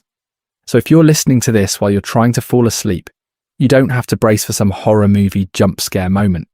It's more, I'm going to double check my locks tomorrow, than, I'm never leaving my house again. Let me light up this tunnel a bit more, because reading a creepy parking lot story in a pitch black Minecraft cave feels like I'm tempting fate. Torch here, torch on that little overhang, and I'm going to wall this side off so we know we've cleared it. I don't necessarily believe in making everything perfectly efficient down here, but I do like when the cave feels organised and safe, kind of the same way you want your real life routines to feel. As you listen, try to imagine what you would do in their place. Do you keep walking and ignore the person? Do you answer when they say your name? I think a lot of us like to believe we'd have the perfect, confident response, but late at night when you're tired, it's not always that simple. The good news is you're not actually in a dark parking lot right now. You're in a cosy Minecraft cave with too many torches, probably tucked up in bed or on the couch, just listening along. I'm definitely not someone that believes in scaring people just to scare them, so we'll keep it eerie but manageable. All right, with that little safety net in place, let's go ahead and get into story number 3, The Stranger Who Knew Too Much. So this one is titled The Late Night Parking Lot Conversation, and it starts really normal. OP says they work closing shifts at a small grocery store in kind of a sleepy suburb. We're talking Monday through Thursday. They clock out around 11:30 p.m, walk the same short path to their car, and it's always the same vibe. Quiet. A couple of other employees chatting near the entrance, maybe one car driving by on the main road, but nothing that feels like a horror movie. They describe the parking lot as well lit, but empty. Just those tall yellow streetlights, a few abandoned carts, and the hum of the refrigeration units from the back of the store. They'd gotten so used to it that it was almost comforting. You know when a place is so routine that your brain goes on autopilot? That kind of thing. They'd scroll their phone for a second, unlock the car, drive home, repeat. All right, so on this particular night, they're walking out a little later than usual because they stayed to help a coworker with inventory. It's close to midnight, and as they push through the sliding doors, they immediately notice something's off. There's a guy they doesn't recognise leaning against a car that isn't one of the usual employee beaters. Dark sedan, tinted windows, just outside the main pool of light from the lamps. At first, OP says they don't think much of it. People wait for rides, people check their phones, whatever. But as they start walking toward their own car, they realise this guy isn't on his phone. He's just watching. Not staring in an aggressive way, just tracking their movement, like he's waiting for a cue. They describe doing that quick internal check. Do I know him? Is he a regular? Friend of a coworker? Nothing. No spark of recognition. And then he pushes off the car and starts walking. Not straight at them, but in the same direction, matching their pace a little too well. OP speeds up a bit. They keep their keys in their hand, like a lot of us probably do, and they're already planning. If he keeps coming, I'll duck back to the entrance, or call my manager who's still inside. This is one of those things where nothing has technically happened yet, but your body is already on alert. When the guy is close enough to talk without raising his voice, he says very casually, "Long shift tonight, huh?" OP's first name. And that's the first real jolt. He nails their name. Not a guess, not a hey man. Their actual name. OP kind of laughs it off and goes, yeah, but they don't necessarily slow down. They ask, "Do I know you?" And he just smiles and says, "I see you out here a lot after close. Grocery work is rough." He then mentions the exact department OP works in, plus the side street they turn onto to get home. At this point, OP says the world went very small. They start angling their path so they're closer to the store entrance again, pretending they forgot something in their locker. They're running calculations in their head. If I yell, who hears me? If I get in the car, is that safer, or does it trap me? The guy keeps pace, still talking like they're old friends, dropping a detail about what time OP usually takes their break, and even referencing the colour of the hoodie they always wear on Tuesdays. OP has no memory of ever speaking to him before. No social media in common, no regular customer vibes. They finally say, "Hey, my manager's waiting for me," and cut hard back toward the doors. The stranger stops walking, just stands under the lamppost and says, "All right, I'll see you tomorrow then," like it's a promise. OP slips back inside, finds a small group of co-workers still counting tills, and waits with them until everyone walks out together. When they finally drive away, the guy and the car are gone, and they still have absolutely no idea how he knew so much. The story cuts off right there, with OP sitting in their driveway later that night, watching the street, and wondering if that car is going to roll by again. So you've got OP sitting in their driveway, staring down the street like it's a horror movie, and at the same time we're just calmly strip mining for iron. It's such a weird contrast, but this is one of those things where the cozy Minecraft kind of gives you space to actually think about how scary that could have been. I think a lot of people, especially at night, get stuck in that be polite mode. You don't want to make a scene, you don't want to accuse someone of anything, you don't want to seem rude, and that's exactly what can put you in risky situations, because the person who's making you uncomfortable is counting on you not wanting to look dramatic. It's not your job to protect a stranger's feelings while they're making you feel unsafe. I'm definitely not someone that believes you have to walk around assuming everyone is out to get you. But that little gut feeling that says something is wrong here is usually coming from somewhere. You might not be able to logically list out in the moment every tiny thing that's off. The tone of their voice, the way they're standing, how they know too many details. Your brain picks it up before you can put words to it. By the time you can explain it, it's often already escalated. Alright, so practically, without turning this into like a full-on safety lecture, this is where some low-effort habits really help. Sharing your location with a friend or partner when you're closing at work. Having a "call me in 5 minutes" code text so you can pick up the phone and say, "Oh, my roommate's locked out, I have to go." Even just moving toward a well-lit, busier area instead of continuing a conversation in a dark parking lot. None of that means you're paranoid, it just gives you options. OP actually does a lot right here. They go back inside, they wait with co-workers. They prioritise getting home instead of going, "Well, I don't want to be weird, let me just explain myself to this guy one more time."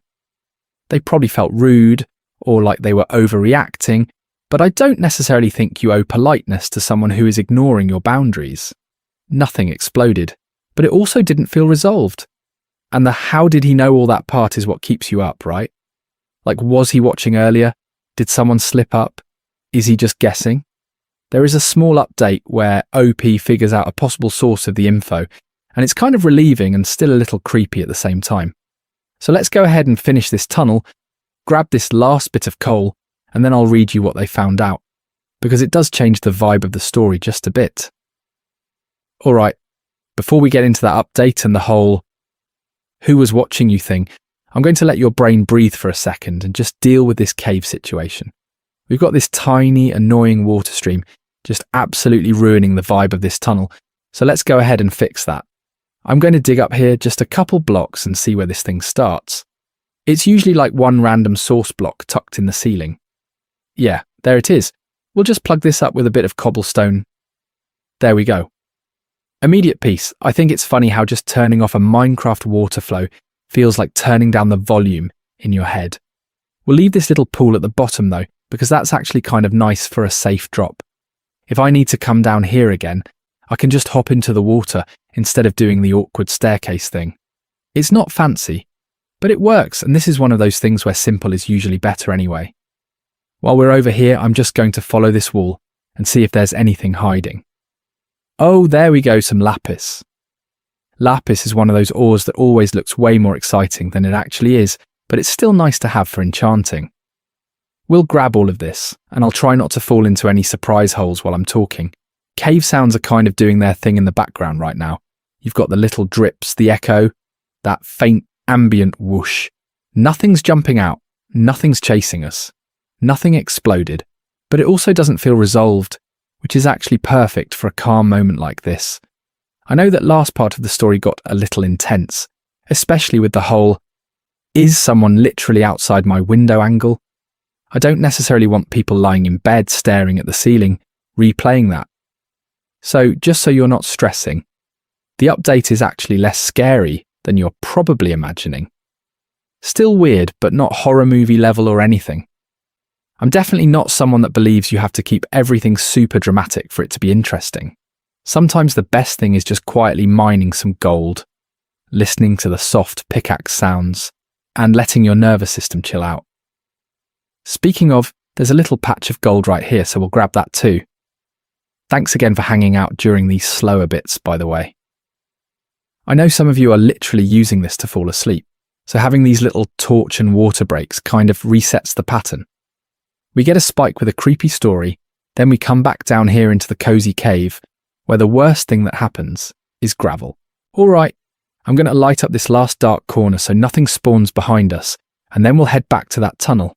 Once we're on flat ground again, I'll read you the update and we'll see what OP actually figured out about this guy knowing their routine. Alright, we're back on flat ground. I've got some torches, and I'm just going to follow this tunnel while we read OP's update. This one actually does take some of the supernatural edge off, but it doesn't completely make the weirdness go away. OP says that the next day at work, they were still pretty shaken up, so they told one of their co-workers about the guy. They're explaining how this stranger knew their name, their schedule, where they parked, all of that. And the co-worker kind of pauses and goes, "Wait, didn't you have to run out to your car on your break yesterday?" "I was outside when you left." That jogs OP's memory. They realise that, yeah, they'd been outside in the parking lot, on the phone with a friend, talking pretty loudly about how they always get off at the same time, and how tired they were of closing shifts. It wasn't like some secret, coded thing. It was just normal venting in a public lot. Then the co-worker points out another detail. OP had completely glossed over in the moment. They wear a uniform with a big embroidered name, plus a badge, plus the company logo plastered on their jacket. So their name and workplace weren't hidden at all. If this guy had ever seen them before, or even just walked by, he could have picked up those pieces without doing anything high effort. OP says that once they sat with that, a lot of the how did he know stuff started to feel less paranormal and more like situational awareness in the worst way. Their name? It's literally on their chest. The general schedule? They complain about it all the time while walking to their car. The car itself? Same spot in the lot every shift, with a little decal from their hobby club on the back that basically screams, "This is me." It's definitely one of those things where nothing is technically impossible or magical, but it still doesn't feel good. OP talks about this mixed feeling. On one hand, they're relieved it probably wasn't some stalker who had dug through their social media or followed them home. On the other hand, they're like, I don't necessarily feel better knowing this guy just hoovered up whatever he could see and then used it to corner me. After that, OP makes a few small changes. Nothing dramatic. They start covering their name badge with a hoodie when they leave. They stop saying their exact schedule on the phone in the lot, and they try to park closer to the building or under a camera when they can. I think those are pretty reasonable, low-effort safety tweaks. They end the update by saying that even if the explanation is mundane, the fear they felt was real, and they're not going to beat themselves up for getting in the car and leaving. I'm definitely not someone that believes you have to wait for a situation to be proven dangerous before you act on your instincts. And just when OP thinks that's the end of it, something happens a week later that pulls this guy back into the picture in a way they really weren't expecting. Alright, before we get into what happens a week later with this guy popping back up, I want to sit on this for a second, because the comments on this story were really strong.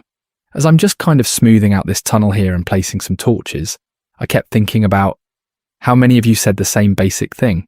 Safety comes before politeness. A lot of people were like, no, OP did not overreact at all. And I think that's important to say out loud.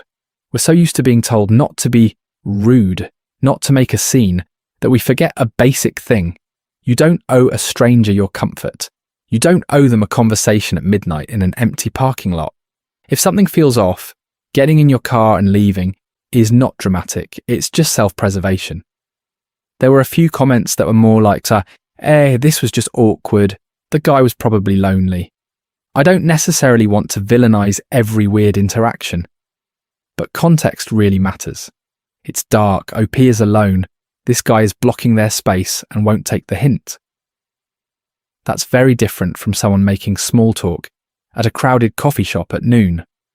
Power dynamics shift a lot when it's late and you're isolated, and pretending they don't is how people talk themselves out of listening to their gut. This is one of those things where, when you read through the replies, you see patterns. So many of you shared almost the exact same kind of experience.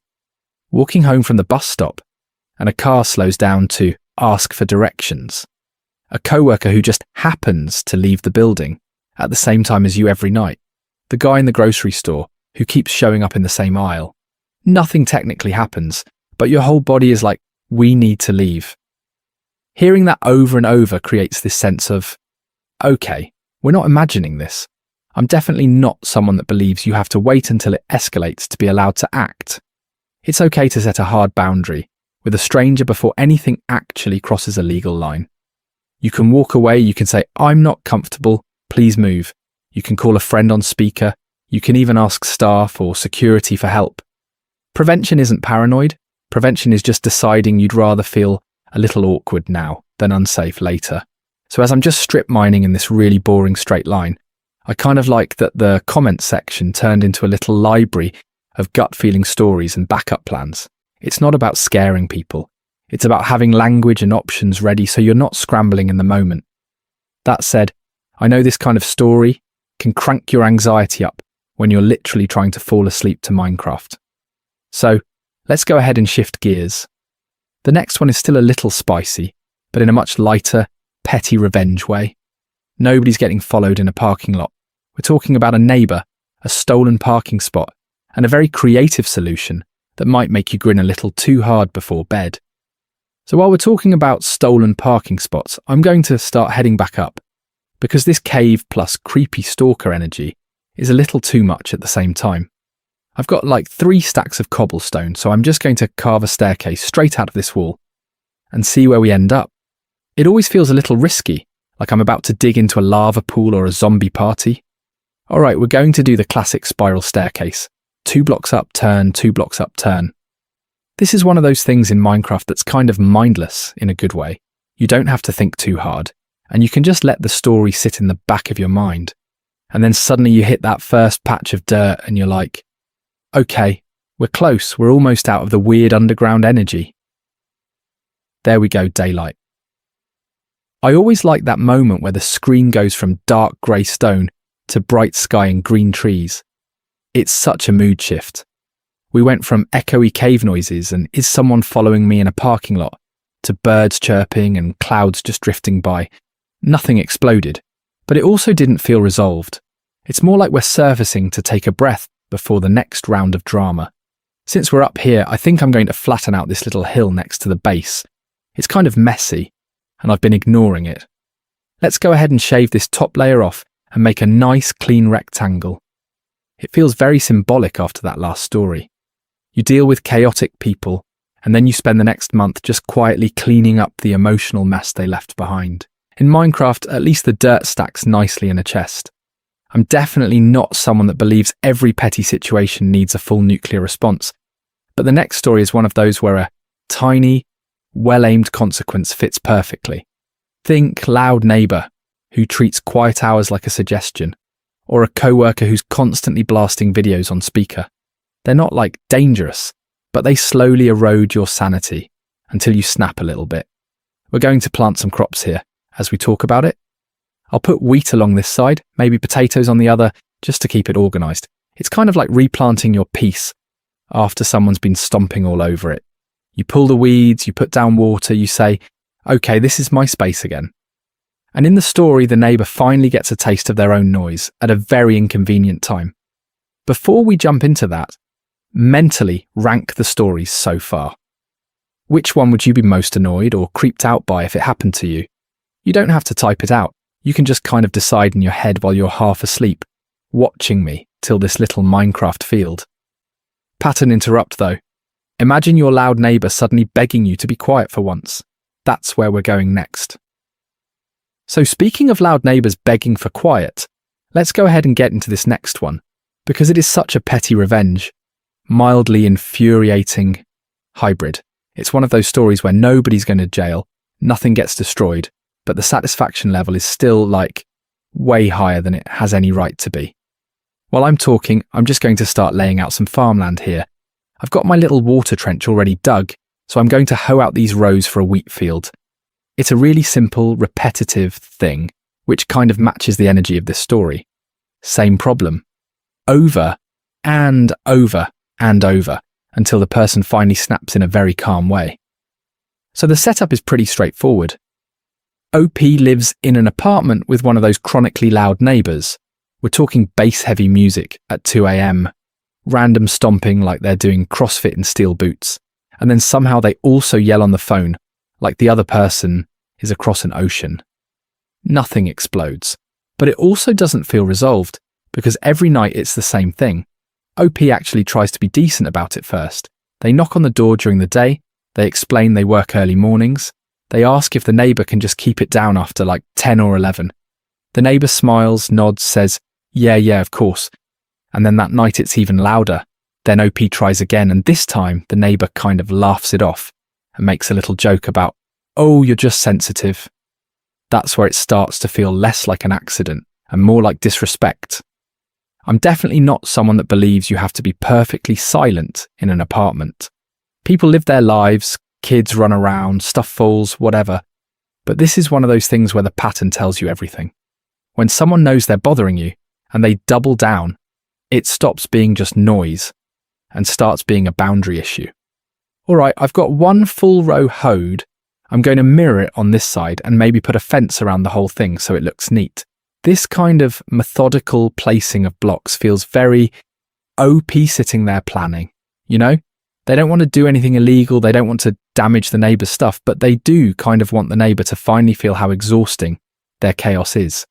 So OP comes up with a plan that's totally harmless, but very, very specific. No property damage, no calling the cops for every tiny thing, just using the neighbour's own habits and schedule against them. It involves timing, a little bit of creativity, and waiting for the exact moment when the neighbour, for once, really needs things to be quiet. And that's when OP makes their move. We'll get into exactly what they did in a second. For now, just picture this neat little Minecraft wheat field and imagine every row is one more night of lost sleep, getting quietly stored up as motivation. Alright, so OP lives in one of those apartment buildings where on paper there are quiet hours, but in reality it's just vibes and bass at 3 a.m. They say this neighbour is the kind of guy who treats every random Tuesday like it's New Year's Eve. Weeknight parties, subwoofer against the shared wall, music so loud OP can literally hear the lyrics through their pillow. They describe it as this constant low-end hum that never really stops. Sometimes it's full-on parties with people yelling in the hallway, other nights it's just him, drunk and looping the same playlist until sunrise. The building technically has quiet hours from 10 p.m. to 8 a.m, but the neighbour acts like that's just a suggestion. Security gets called occasionally, things die down for maybe 20 minutes, and then the bass creeps back in. It's that slow, maddening kind of thing where you're almost asleep, and then the wall just buzzes. OP doesn't start off petty. They really try to be reasonable. First step is the classic knock on the door at like 1:30 a.m. They say they show up in pyjamas, super polite, and just go, "Hey, I have work in the morning. Could you turn it down a bit?" The neighbour smiles, does the fake, "Oh yeah, my bad, of course" routine, turns it down a notch, and then as soon as OP is back in bed, it's right back up. Then OP talks to management. They file noise complaints, they send emails with timestamps, they even record little clips on their phone. Management promises to have a conversation, but not much changes. OP leaves a couple of handwritten notes on the door. Very calm. Very, "We share a wall. Please be considerate." The response? The neighbour laughs about it in the hallway with his friends and tells OP they're too sensitive and should get earplugs if it's that serious. I think this is one of those things where the disrespect is louder than the music. It's not just the parties, it's the brushing off, the little digs, the way he acts like OP's sleep and job don't matter at all. OP says the snapping point comes after one specific night. They have a big presentation the next day. They've already talked to this guy twice that week, and at 3 a.m. the bass is actually rattling the picture frames. They're lying there, staring at the ceiling, and they realise they can't make him be considerate. But they can read the rulebook.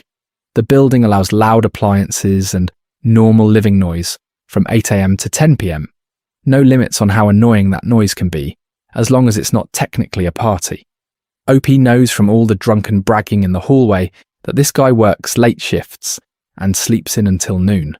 So OP buys the pettiest tool they can think of, a cheap, very legal, very obnoxious carpet cleaner with a motor that sounds like a small plane taking off. They also find a 10-hour YouTube loop of the most piercing, high-pitched bird chirping you can imagine. Nothing illegal, nothing outside quiet hours, just persistent. Let's go ahead and picture this while I flatten out this little Minecraft hill. Every morning, exactly at 8:01 a.m, OP fires up the carpet cleaner right against the shared wall. They clean the same stretch of already clean carpet for a full hour. On laundry days, they run the vacuum too, dragging it slowly along the baseboards. When they're not cleaning, they prop their Bluetooth speaker against the wall and play that bird loop at a perfectly legal daytime volume. I don't necessarily think everyone could commit to this level of schedule-based revenge, but OP treats it like a job.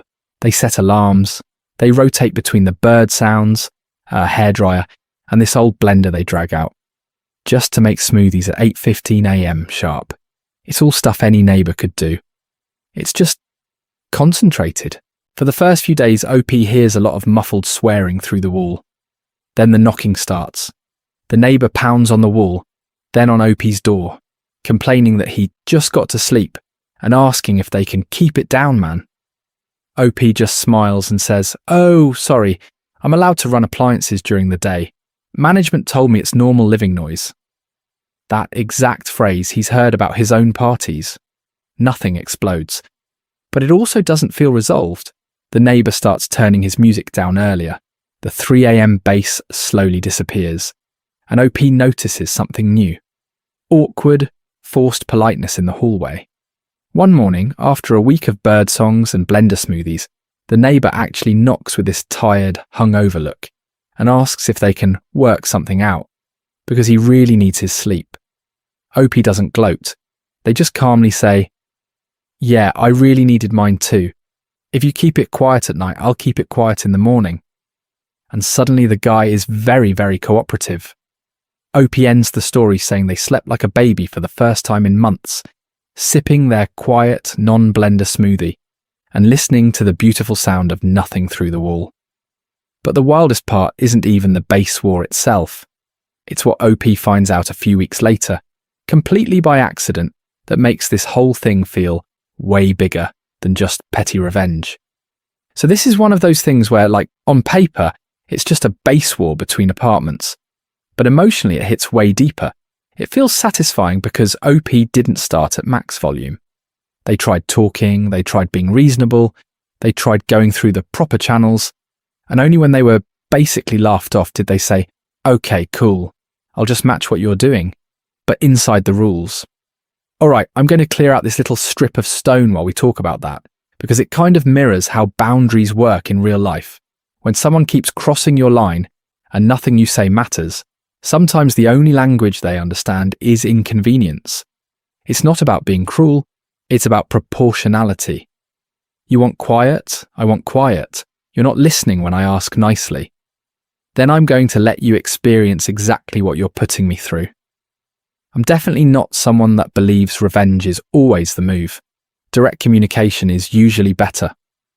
You talk to your neighbour, you say, "Hey, I get you like music, but could you keep it down after midnight?"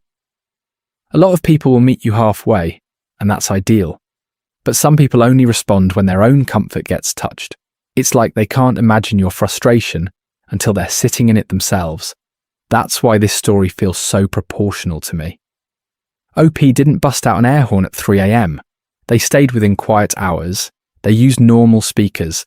They literally mirrored the neighbour's behaviour back at them. It's kind of like holding up a mirror and going, "This is you. Do you like it?" and suddenly when it's their sleep on the line, they're outraged and calling it harassment. Personally, I don't necessarily need my building to be silent all the time. I'm fine with some noise. People live their lives, they have friends over, someone drops a pan, someone's kid runs down the hallway. That's just apartment living. But if it's chronic, inconsiderate noise with zero compromise, night after night, I would definitely start thinking about creative, still legal solutions too. Not to be a villain, but to remind them that other people exist on the other side of their wall. And what I like about this one is that OP didn't lose their mind or become this cartoon supervillain.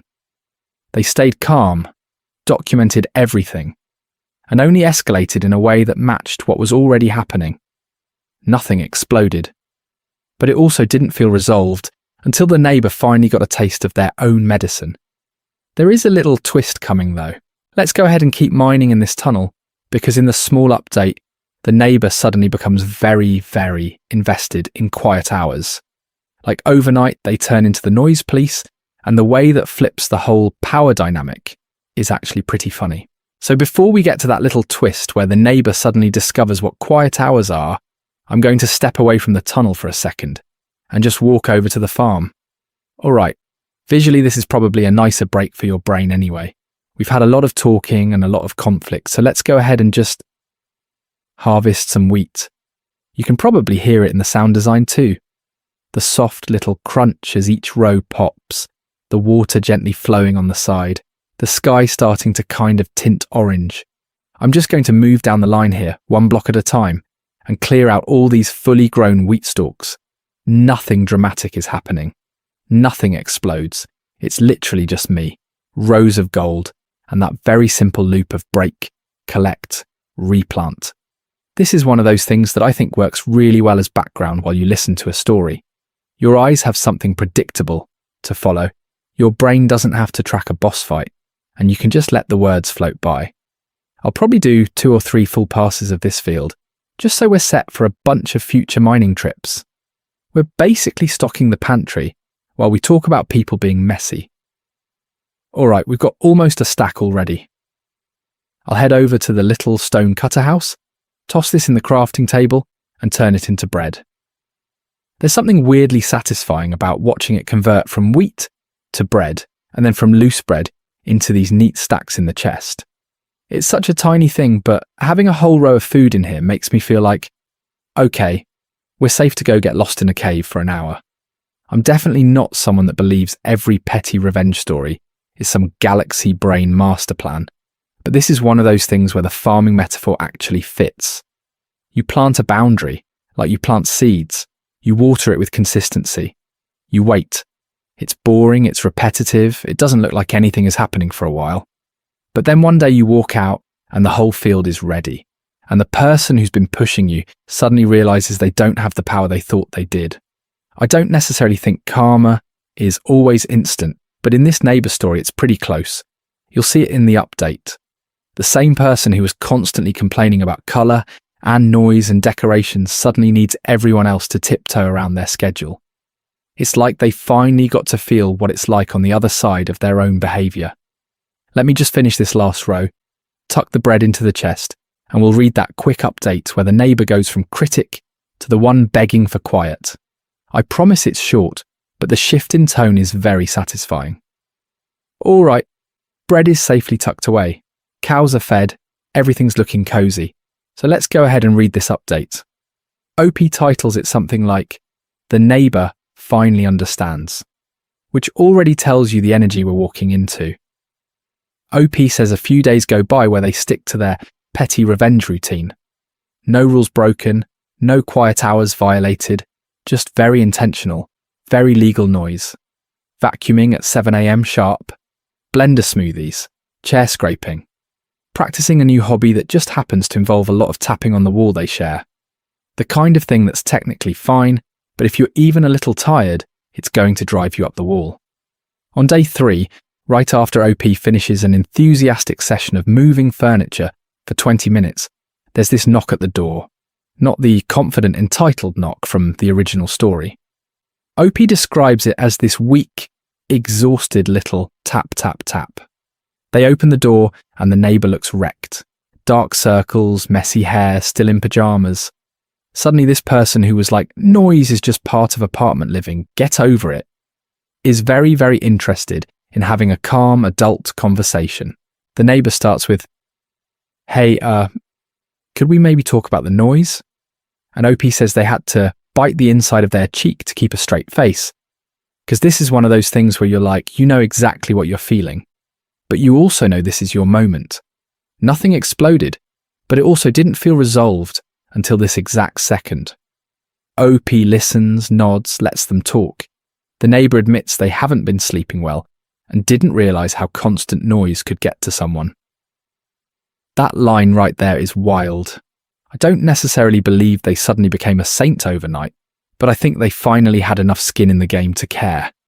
It's really different when the inconvenience lands on your side of the wall. So OP calmly brings up the late night music, the screaming calls, the parties, not yelling, not accusing, just laying it out. And the neighbour doesn't even argue this time. No excuses, no, you're too sensitive, just a quick, yeah, that was probably too much. They end up agreeing on actual quiet hours, no loud music after 10 p.m, no blender before 8 a.m, and a text if either of them is going to have people over.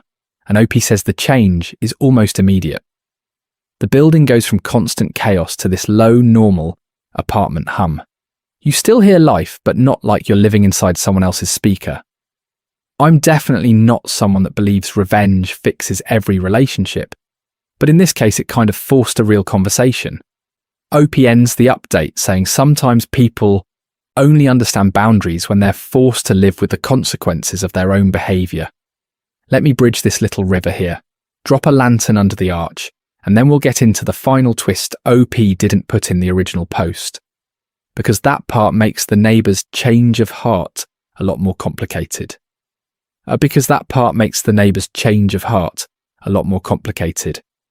Alright, before we jump into that twist, I kind of want to zoom out for a second, like, why are these tiny, petty situations so satisfying to listen to while we're just placing lanterns under a Minecraft bridge? Nothing exploded. But it also didn't feel resolved, and that's kind of the sweet spot a lot of these stories live in. Petty revenge scratches that little itch for justice without dragging us into something truly awful. We're not talking about crime documentaries or real trauma here. It's somebody's parking spot or a loud neighbour or the co-worker who keeps stealing lunches. The stakes are low enough that you can relax, but the emotions are relatable enough that your brain still gets that, balance has been restored feeling.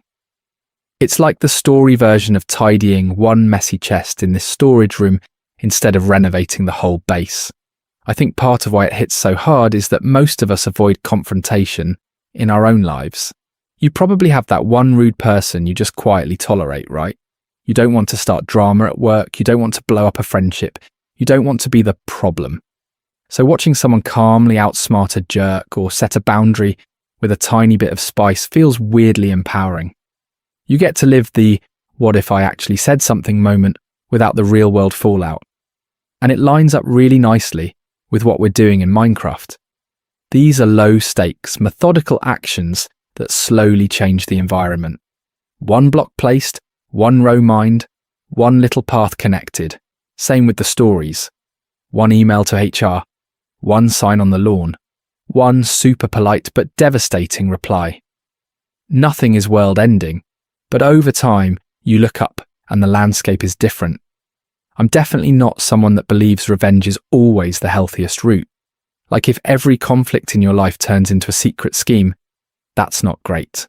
But this is one of those things where the story itself can be a safe outlet. You get to explore the frustration, the fantasy of, I wish I'd done that, without actually torching your real relationships. It's closer to watching a movie than planning your next move. And because the gameplay is so repetitive and calm, it balances the drama.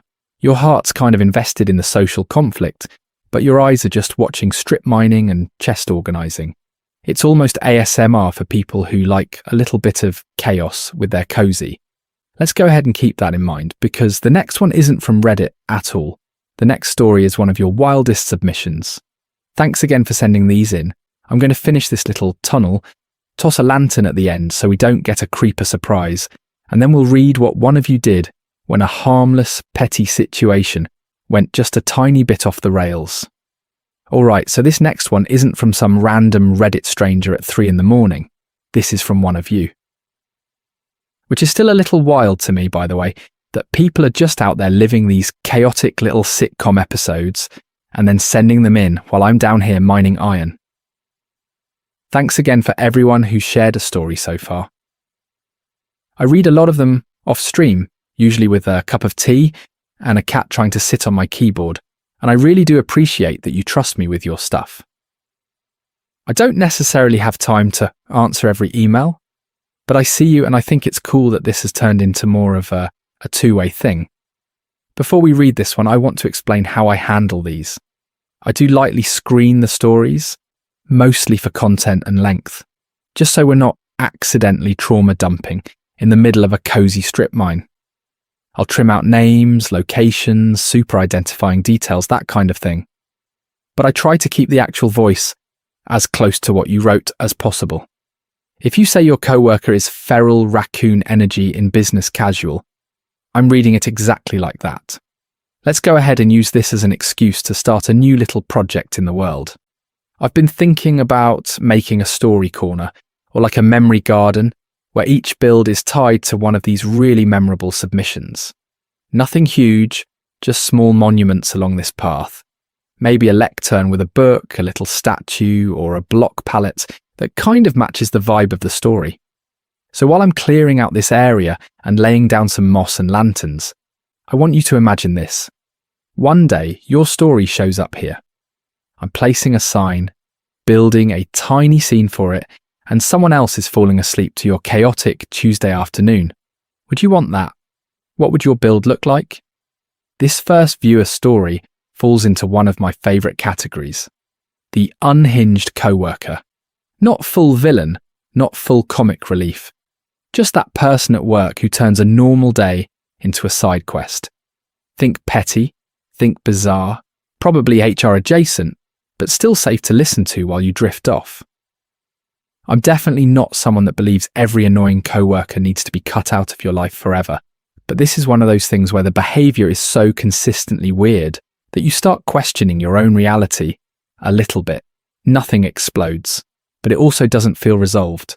Alright, I'm going to mark this spot with a temporary cobblestone pillar, so we remember it's the viewer story lane, and then we'll drop into the actual email.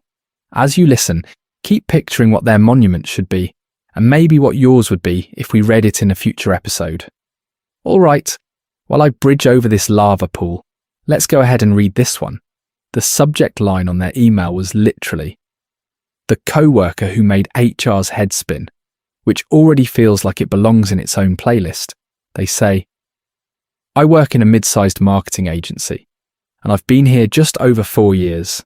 I'm not new, but I'm not one of the lifers either. About a year ago, we hired this new account coordinator. I'll call her Tara. At first, she seemed super friendly and bubbly, the kind of person who learns everyone's name in a week. The first red flag was that she would casually mention drama everywhere she'd worked before, but always as if she was the victim of it. Different office, different city, same exact story. The viewer says that within a month, Tara had kind of inserted herself into every project. She'd pop into meetings she wasn't invited to, sit down with her laptop, and start talking like she'd been there from day one. Then, when presentations went well, she'd recap them to the boss in this way that quietly shifted credit. So instead of, "The team put this together," it turned into, "Yeah, I stayed late a few nights to make sure the deck really landed." They mentioned one specific thing. The viewer and another coworker pulled an all-nighter to fix a client campaign that was about to flop. Tara had gone home right at 5. The next morning she shows up, hears it went great, and in the client call she says, "I'm so glad I pushed for that change." The viewer's manager gave them this confused side eye, but nobody corrected her in the moment. It's not like instantly fireable behaviour, but it's definitely one of those things where you feel your jaw clench. On top of that, she would mysteriously disappear during the busiest parts of the day. Phones ringing, emails blowing up, and she's taking a quick bathroom break that somehow lasts 40 minutes. When she was around, she'd overshare the wildest personal drama. Stuff like, my ex tried to fake a medical emergency so I wouldn't go out, just dropped in the middle of a status meeting. I don't necessarily mind people being open, but when you're trying to talk deadlines and someone's describing a screaming match in a parking lot, it's a lot. The tipping point comes during a big product launch. Tara was supposed to send final assets to a major client. She forgot, panicked, and instead of owning it, she told the client that the viewer had messed up the files. The client emails the manager, furious. Manager checks the logs, sees Tara never even downloaded the assets. When they confront her, she has a full meltdown in the open office, crying, saying everyone is out to get her, and accusing the viewer of sabotage. HR gets involved, they pull chat records, email timestamps, everything. It's very calm, very methodical. Tara gets a formal written warning for dishonesty and unprofessional behaviour, and she's quietly moved off client-facing work. A couple months later, she's no longer with the company. No big announcement, just her name disappearing from the org chart. The viewer ends by saying, "It felt surreal, like watching someone slowly set their own career on fire, while insisting the smoke was coming from everyone else." Nothing exploded, but it also didn't feel resolved, because she never really admitted what she did. I think this is one of those things where you walk away, double-checking your own perception, even though the receipts were all there. Thanks again for sending that in. I'm definitely not someone that believes every messy coworker needs a dramatic takedown, but wow. As I dig out this little side tunnel, we're going to move into a story that's less about work and more about a relationship that kind of turned into a part-time investigation job. As I dig out this little side tunnel, I'm kind of thinking that coworker deserves their own cursed corner of the world. All right, let's go ahead and actually give them one. I'm going to carve out this space and turn it into a tiny, very unproductive office in the middle of this nice, peaceful cave. So first, I'm laying down polished andesite for the floor, just because it feels very corporate and fake fancy. Then we'll do stripped birch for the walls, so it has that bright, open office vibe that looks nice in photos, but somehow still feels soul-sucking. I'm putting in these alternating glass panes on one side, like fake windows, and each colour is going to be one of the faces this coworker had. Blue for the sweet, innocent act they pulled with management. Red for the chaos and drama they stirred up with everyone else. And then lime green in the middle for that weird, unsettling wildcard energy, where you never quite knew what version of them you were going to get. I don't necessarily think every difficult coworker is a villain, but this is one of those things where the pattern was so consistent that it just became a part of the culture. I'm adding a lectern in the corner with a book on it, and we'll pretend it's their little folder of receipts and half-truths. Then a single trapdoor in the floor right behind the chair, just as a visual reminder that if you play too many games with people's reputations, eventually the floor kind of opens up under you. Let's go ahead and put some candles around, but only partially lit, so it looks like someone keeps trying to fix the vibe and giving up halfway. That's how a lot of workplaces handle people like this. It's easier to walk on eggshells and hope it gets better than to actually sit down and say, "Hey, this isn't okay." I think companies will tolerate chaos for a long time if the person is good at looking busy or charming the right manager. Nothing explodes. But it also doesn't feel resolved. I'm putting an armour stand in the middle with mismatched armour, iron chest plate, gold boots, leather cap, and then a carved pumpkin for the head. It's like 4 different roles, 4 different stories, depending on who they're talking to. From a distance, it almost looks normal, but when you get up close, it's just off. Kind of like how you described walking away from conversations wondering if you were the problem, even though all the evidence said you weren't. And I like the idea that this isn't just a one-off. This little cursed office is going to be the first plot in what's basically a story graveyard. Or maybe a memory garden sounds less intense. Either way, I'd love to keep filling this area with tiny monuments to your stories over time. Imagine a whole hallway of these. One for the neighbour who hates yard decorations, one for the spreadsheet X, one for the guy with the unmuted fart on Teams. Speaking of relationships that feel like puzzles, The next story is about a partner who kept insisting everything was fine, while quietly hiding one very specific thing. That kind of changes the whole picture. So this is kind of where the format starts doing a weird little magic trick. On one side, you've got this super low intensity Minecraft stuff happening, like me strip mining in a straight line, organising chests, placing lanterns. And on the other side, you've got these really high drama stories about relationships and neighbours and spreadsheets of chaos. Your brain gets to pick which track it wants to lock onto. Some of you are fully here for the story. Some of you are just watching the pickaxe go brrrr. Alright, I think that combo is why a lot of you tell me you can rewatch the same video 3 or 4 times and notice different things. First time you're like, what did that partner do with that secret birthday party? Second time you're like, wait, when did this whole hallway get built? It's the same footage, but you're kind of choosing your own focus, which is really nice if your brain is busy and you're trying to wind down without feeling like you're just staring at the ceiling. The other big thing is the pattern. We fall into this really predictable loop. Story, a little commentary, tiny Minecraft update, then a quiet gameplay stretch, then back into another story. Nothing explodes, but it also doesn't feel unresolved. I'm definitely not someone that believes you need constant jump cuts and shouting to stay engaged. This is one of those things where the routine itself is the point. You know what's coming next, which makes it feel safe enough to relax or even fall asleep. A lot of you have said you put these on while studying, cleaning, or when you're already in bed with the lights off. So I try to keep the tone soft, even when the story is completely unhinged. I don't necessarily agree with every person in every story, but I'm not going to be yelling about it at 2 a.m. while you're trying to finish an essay. It's more like a late night call with a friend who's just calmly judging people with you while they click on blocks in the background. And while we're doing all that, we're slowly building this world that kind of reflects the stories that live in it. Little references get tucked into random corners. A strange painting here, a weirdly labelled chest there, a hallway of doors that all nod back to different moments. Long-time viewers start to recognise things and go, oh, that's from the neighbour story. Or, is that the spreadsheet X's basement? It turns the whole thing into a cosy, ongoing series instead of just isolated videos. Let's go ahead and keep that going because the last couple of stories in this one are easily some of the wildest I've read in a while. One of them actually made me stop mining and just stand in the tunnel for a second to process what I'd read. We're not quite there yet, but we're getting close.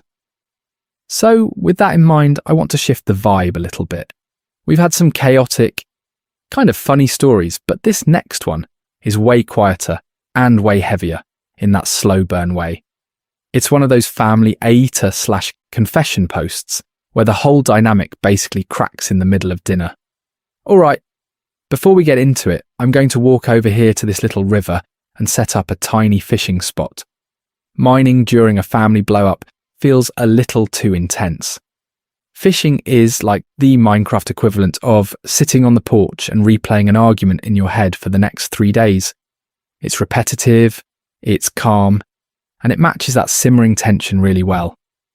So the post is set around a holiday, or maybe a big birthday dinner. Think everybody dressed a little nicer than usual, someone's made way too much food, there are candles, kids running around, the whole thing.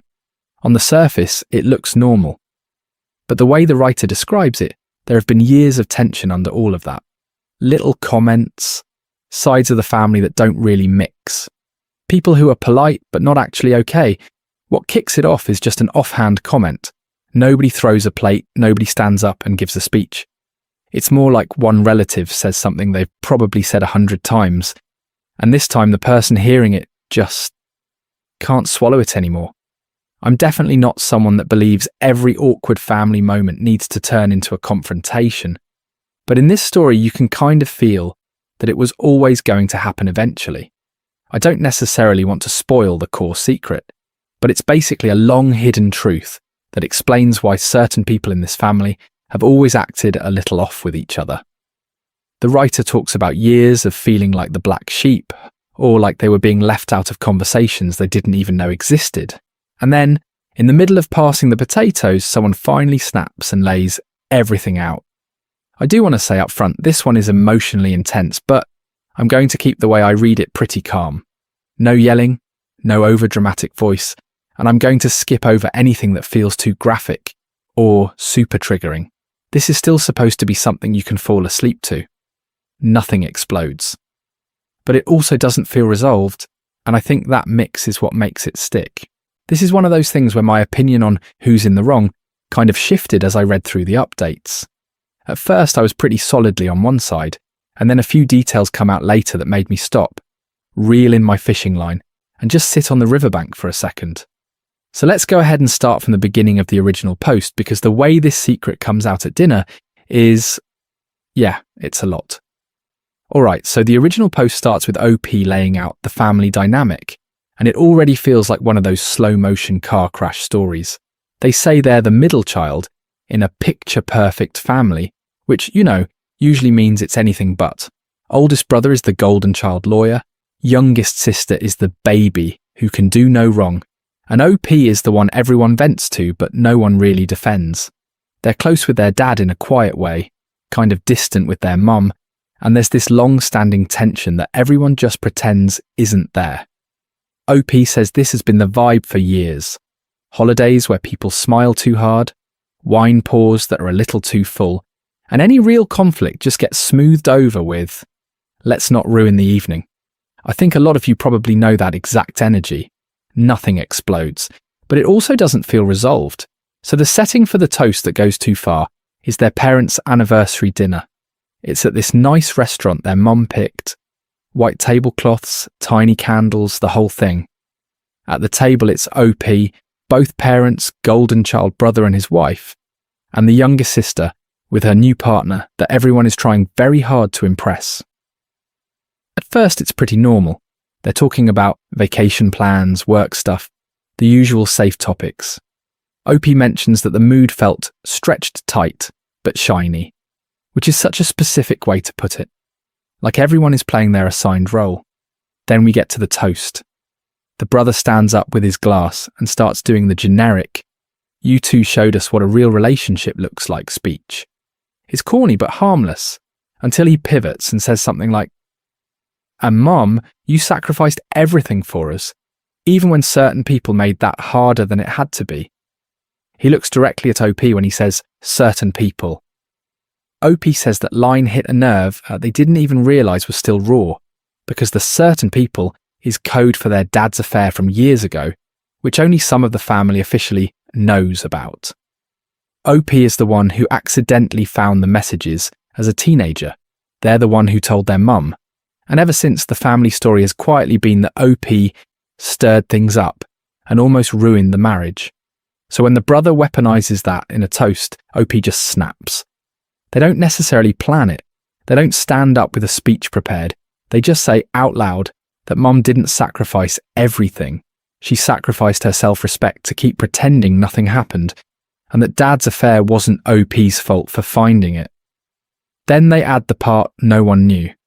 The affair didn't actually end when everyone thought it did. Immediate chaos. Dad goes pale, Mum starts saying stop, stop, not here. The brother insists OP is lying. The sister starts crying. The new partner looks like they want to disappear into the breadbasket. Someone drops their fork. OP's dad denies it, then half admits it, then tries to blame stress and a rough patch. OP feels this awful mix of guilt and relief, like they finally put down a weight they've been carrying, but also like they just set the table on fire. OP ends the post, asking if they were wrong for letting it come out like that. They say they didn't go into the dinner planning to blow up the family, but once that toast took a shot at them, it felt impossible to keep protecting a secret that was only ever hurting them. Was it cruel timing, or was it the only way anything was ever going to change? Let's go ahead and pause there, because I'm definitely not someone that believes there's one correct way to handle a secret like this, but this is one of those things where the context really matters. Alright, so with that in mind, I want to zoom in on what actually happened at that table, because I think two things can be true at once. The truth probably did need to come out at some point, but the way it finally showed up was like lighting a firework in the middle of a quiet Minecraft cave, instead of, placing a torch calmly on the wall. If this had been a private sit-down, maybe at someone's house with time to breathe and cry and pause, it still would have been brutal, but it could have been contained. What OP did turned it into a kind of public boss fight. The wedding toast, the drinks, all the relatives watching. That's not a controlled conversation. That's an explosion. I don't necessarily think that makes them evil, but it absolutely changes how the blast hits everyone in the room. And families do this thing where they build whole identities around certain narratives. We're the close siblings. Mum sacrificed everything. Dad is the rock. When you grow up hearing that on repeat, it stops being just a story and starts being who you think you are. So when OP drops, actually, here's what really happened. It doesn't just correct a detail, it feels like an attack on the entire family brand. Even if what they're saying is just reality, it lands like you've been living a lie, which people do not take well. I'm definitely not someone that believes OP is either this cartoon villain who wanted to ruin a wedding or some flawless truth warrior. I think they're just a human who hit a breaking point. You can kind of feel it in the way they describe sitting there, listening to that toast, and realizing the secret was only ever protecting the people who hurt them. Nothing exploded before that moment, but it also didn't feel resolved. The hard part is all the emotional collateral damage. The cousins who had no idea, the new partners who married into this and suddenly are in the splash zone, the grandparents who are confused and just see their family crying at a reception. These people weren't part of the original secret, but they're still picking glass out of their hair after the truth bomb goes off. It doesn't mean OP was wrong to speak. It just means the fallout is way wider than the original conflict. And the updates really show that. Time passes, people sober up, and you start to see who doubles down on the old story and who quietly messages OP like, "Okay, I need to hear your side." Some relatives you'd expect to be furious actually soften. Others you thought would understand dig their heels in. It's kind of like when you strip mine in Minecraft and accidentally break into a massive cave. You think you know what's around you, and then suddenly the whole layout of your world looks different. There are a couple of specific reactions in the updates that really flipped my read on this family though, and one of them might change how you see OP's choice at that wedding too.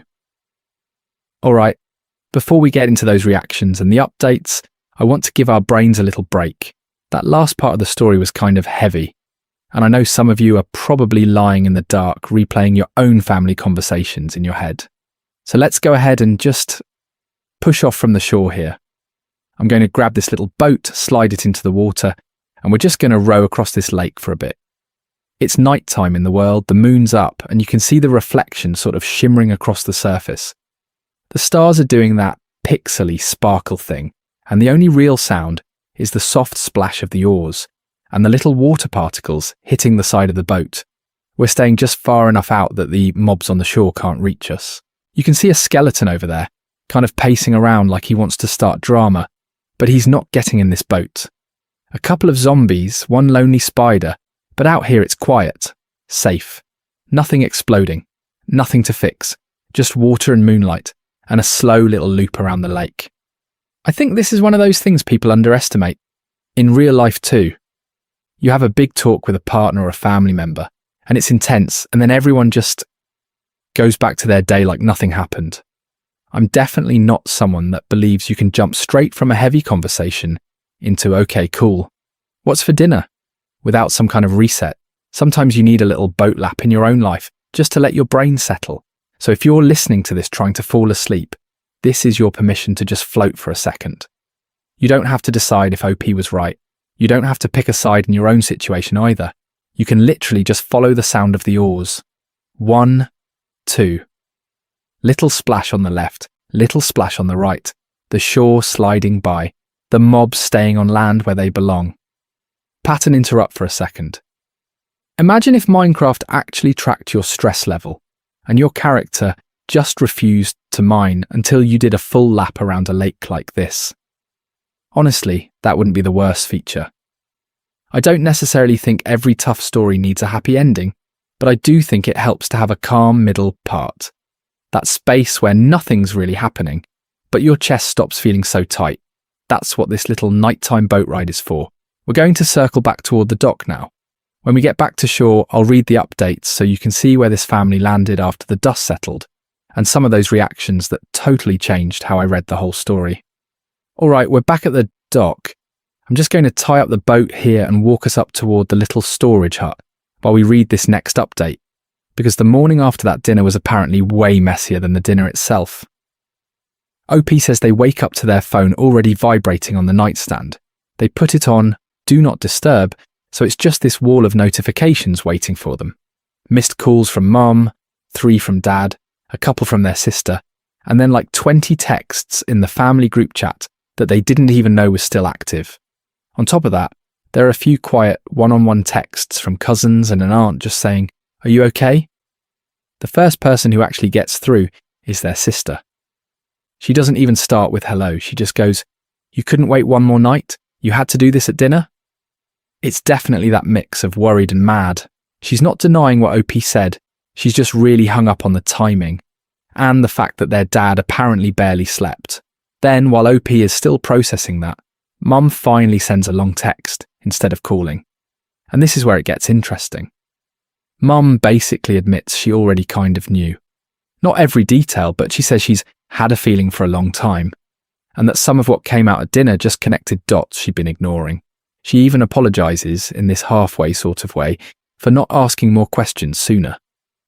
A couple of cousins slide in with, "Yeah, we figured something was off," and one of them says they'd actually warned their partner about OP's dad before family events.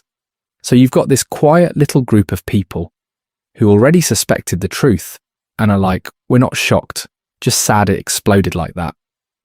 On the other side, Dad is doubling down. His texts are very much, "Call me now," and "You misunderstood everything," and "You made your mother cry."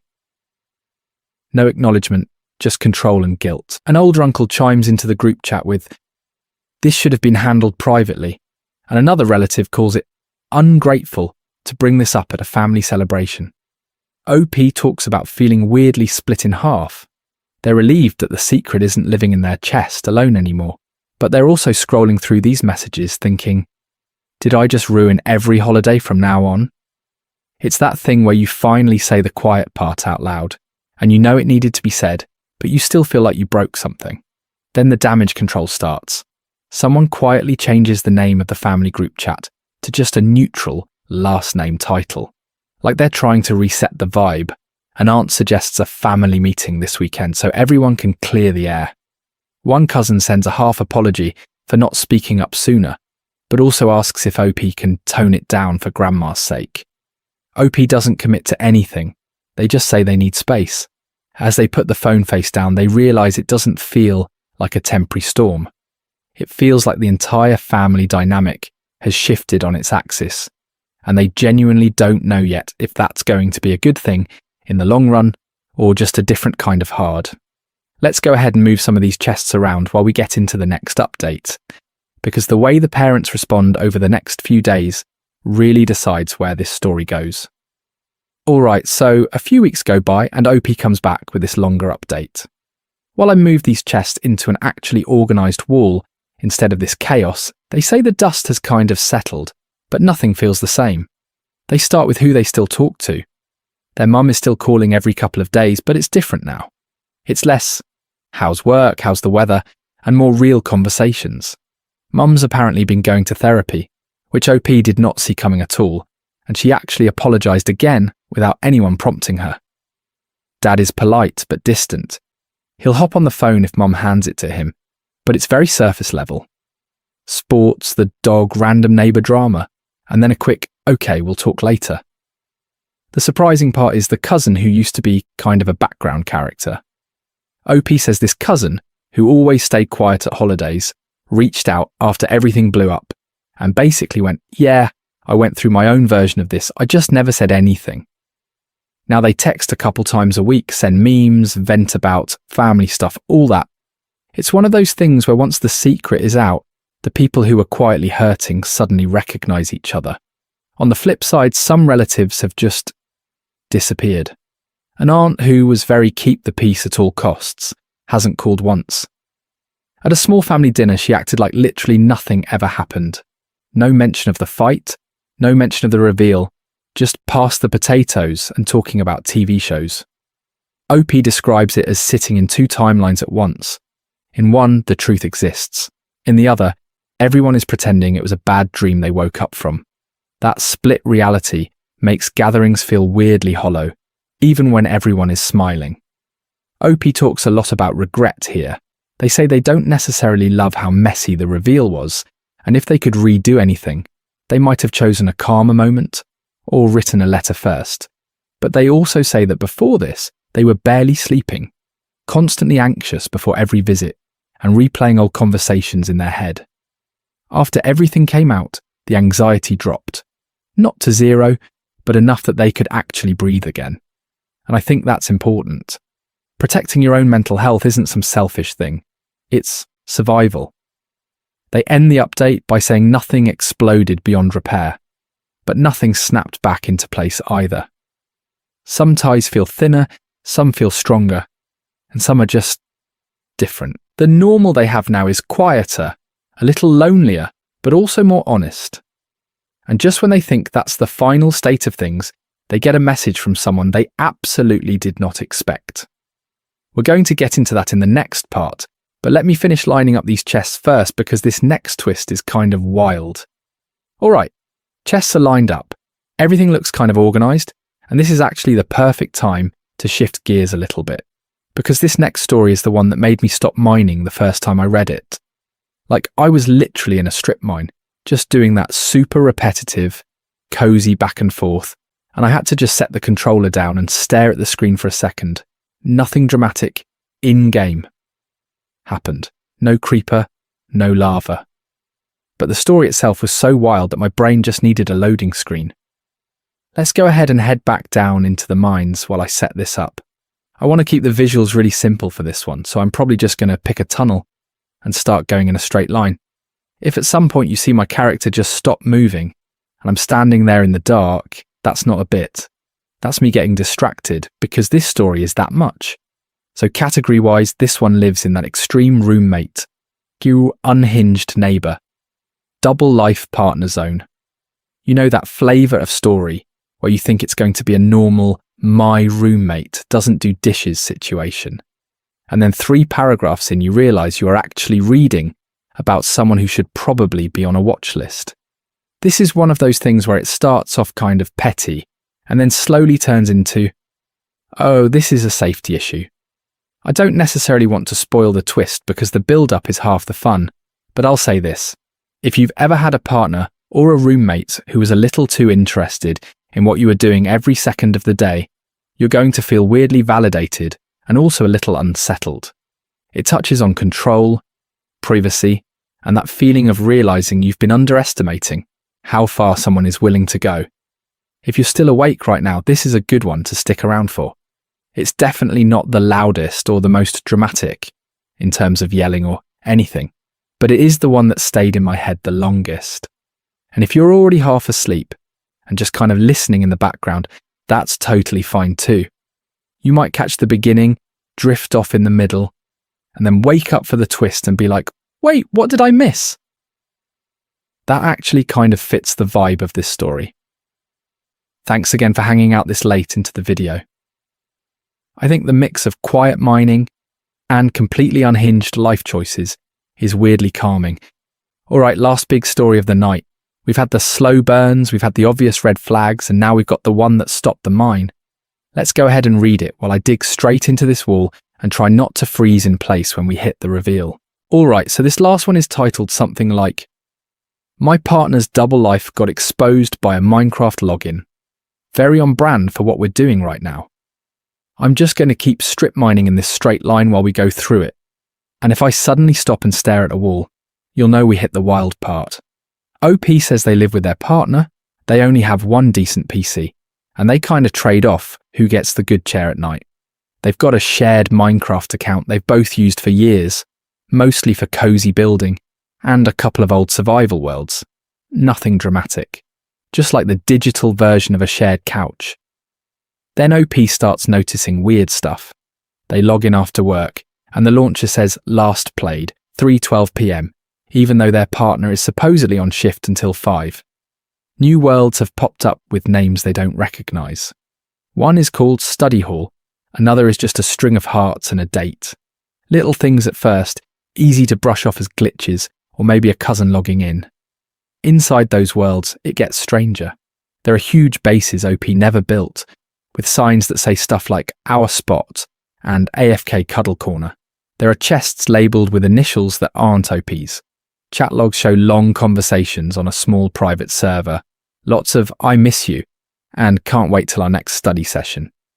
It's Minecraft, but it's also not just Minecraft anymore. OP starts comparing timestamps. The study sessions line up perfectly with nights their partner said they were closing at work. The mid-afternoon logins match those random I have to go to campus days. Nothing explodes, but it also doesn't feel resolved.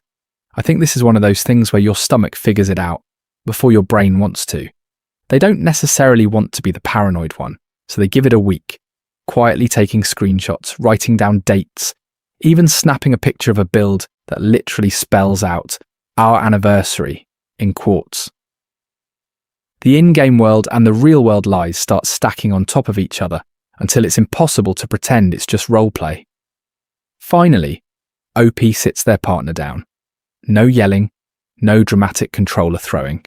Just opens Minecraft, clicks into Study Hall, and walks their character through the base. Shows the signs, the chat logs, the timestamps. Says basically, explain this. Their partner does the usual dance at first. It's just a game. You're overreacting. We're just friends. I'm definitely not someone that believes every online friendship is cheating. But when your friend is your excuse for fake shifts, that's a different thing. Eventually the partner breaks, admits it's not just Minecraft that they've been meeting up, that the study sessions were very much not about studying. OP ends the relationship. Not a blow-up, just a quiet decision that if you can build a whole secret life block by block, you can live in it without them. They move out over a few weeks and they keep the PC. OP's reflection is pretty simple. They never thought something as cozy as a game would be the thing that exposed everything. But pixels don't lie about timestamps. And the wild part is, this wasn't even the only secret that world was hiding. Which is kind of the wildest part for me. You boot up this cozy little block game to plant some potatoes and vibe, and suddenly it's the thing that blows up someone's double life. Minecraft is supposed to be the safest background noise, and it ends up being the loudest truth in the room. Alright, I'm going to slow down a bit here. I'm just going to walk through the base while we talk about this. No big projects now, just checking the sugarcane farm, looking at the storage room, maybe fixing a random block that's been bothering me this whole time. It's funny how these tiny in-game routines feel calmer than half the relationships in these stories. I think this is one of those things where the game just makes the patterns really obvious. In Minecraft, if your partner keeps sneaking off to a secret base, lying about where they're mining, gaslighting you about what you saw on the map, you'd be like, yeah, that's weird. But in real life, people will talk themselves out of that same feeling. They'll say, maybe I'm overreacting. Maybe I'm being dramatic. We've kind of seen the same themes all night. Boundaries getting pushed and then pushed again. People not respecting really basic stuff like honesty, time, birthdays, jobs. Communication that's technically happening, but not actually saying anything real. And then that gut feeling underneath it all, where you know something is off, even if you can't prove it yet. Pixels don't lie about timestamps, but your brain will try to lie to you about your own instincts. I don't necessarily want these videos to make you suspicious of every single person in your life, but I do hope they make you a little less suspicious of yourself. If you're noticing a pattern, if you're the only one compromising, if every boundary turns into an argument, that's information. Nothing exploded, but it also didn't feel resolved. That's a sign. At the same time, this is still supposed to be comforting. We're not in these situations. We're just walking through a Minecraft base, listening to wild stories at a safe distance. You can pause, you can fall asleep, you can roll your eyes at someone's terrible partner, and then go back to organising pretend chests. It's like emotional practice mode, without the real-life damage. Let's go ahead and start winding this down. I'm just going to do one more slow lap past everything we expanded tonight so your brain kind of knows. Okay, we're done mining the drama for now. After this, I'll do a quick recap of the main takeaways, and then I want to invite you to share your own stories. If you've got a Minecraft drama, a relationship update, or just a weird little boundary story, send it in. Thanks again for hanging out in this tiny block world while we try to make sense of messy human behaviour. Alright, so before we move into the last little cosy stretch of this video, I kind of want to zoom out for a second and look at where we've been tonight, both with the stories and down here in the mine. We started with that boundary crossing roommate, the one who treated shared space like their space. And it turned into this quiet reminder that you're allowed to say, hey, this isn't working for me, even if no one is screaming. Then we had that almost innocent night out, where technically nothing huge happened, but the way the partner handled it just felt off. It wasn't about one drink or one text. It was about that little twist in your stomach when someone is minimizing your feelings. I don't necessarily think every weird night out is breakup material, but this is one of those things where your gut is giving you data way before your brain catches up. From there, we slid into the creepy parking lot, stranger, and the petty neighbour revenge, which sound totally different on paper, but are still kind of about the same ideas. With the parking lot, it was pure safety, and listening to that something is wrong instinct. With the neighbour, it was respecting boundaries from the other direction, like, you don't get to control my house just because you're annoyed. Nothing exploded, but it also didn't feel resolved, and that's where those quiet resentments usually live. We also had the chaotic co-worker and that explosive family dinner, which were both just social landmines in different outfits. The co-worker story was all about reliability and how draining it is when you're constantly cleaning up someone else's mess. The family dinner was louder, but underneath the yelling it was still about honesty, old grudges, and people finally saying the quiet part out loud. I'm definitely not someone that believes every conflict has to be a full-on intervention, but I think these stories show what happens when you ignore stuff for too long. And then, of course, the double life reveal. That one kind of wrapped everything together. Respect, honesty, and that moment where you realize the relationship you thought you were in is not the relationship you actually had. It's painful, but trusting yourself enough to walk away is huge. While all that was going on, we quietly expanded the mine, decorated the little cave bedroom, got the farm going, and even started the story monument area, so some of these wild situations have a permanent home in the world. If you zoned out or you fell asleep halfway through, that is completely fine. That's literally what this video is for. You can always come back, pick up on a different story, or just watch the farm grow. Let's go ahead and treat this as an ongoing thing. This format is going to keep going as a series, so whenever you need background noise, a bit of late night drama, or just the comfort of familiar mining sounds, you'll have a place to land. In the next part, I'll talk about how you can send in your own stories, and maybe even get your own little monument in this world.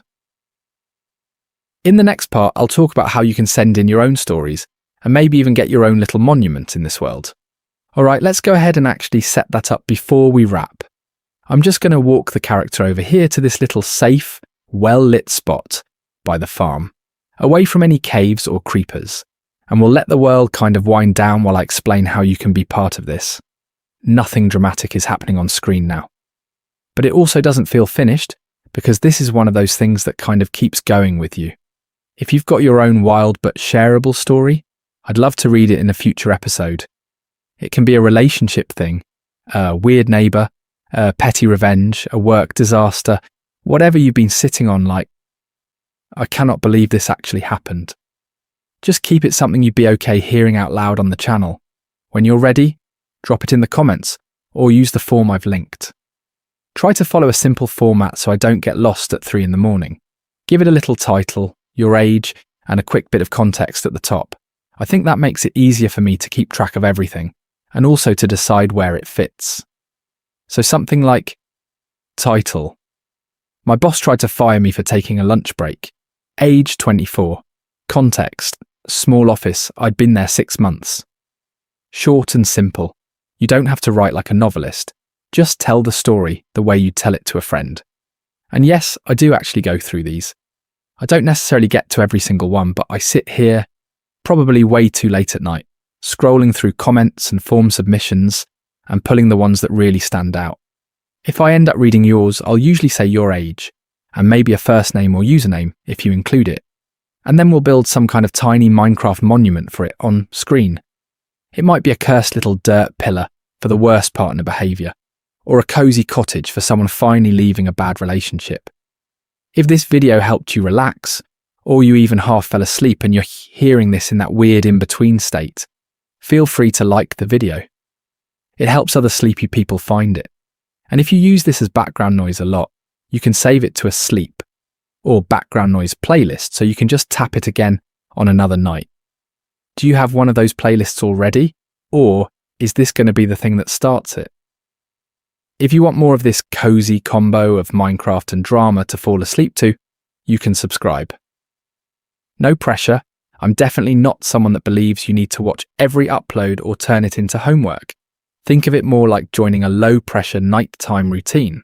When you're tired, you open YouTube, see the little thumbnail of me strip mining or organising chests, and you know you're about to get some stories and some calm mining sounds. All right, the character's just going to stand here now, in this safe little bubble of light, and I'm going to let the Minecraft ambience play out for a bit.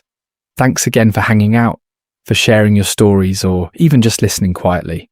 I hope you get some good sleep, or at least a peaceful rest of your day.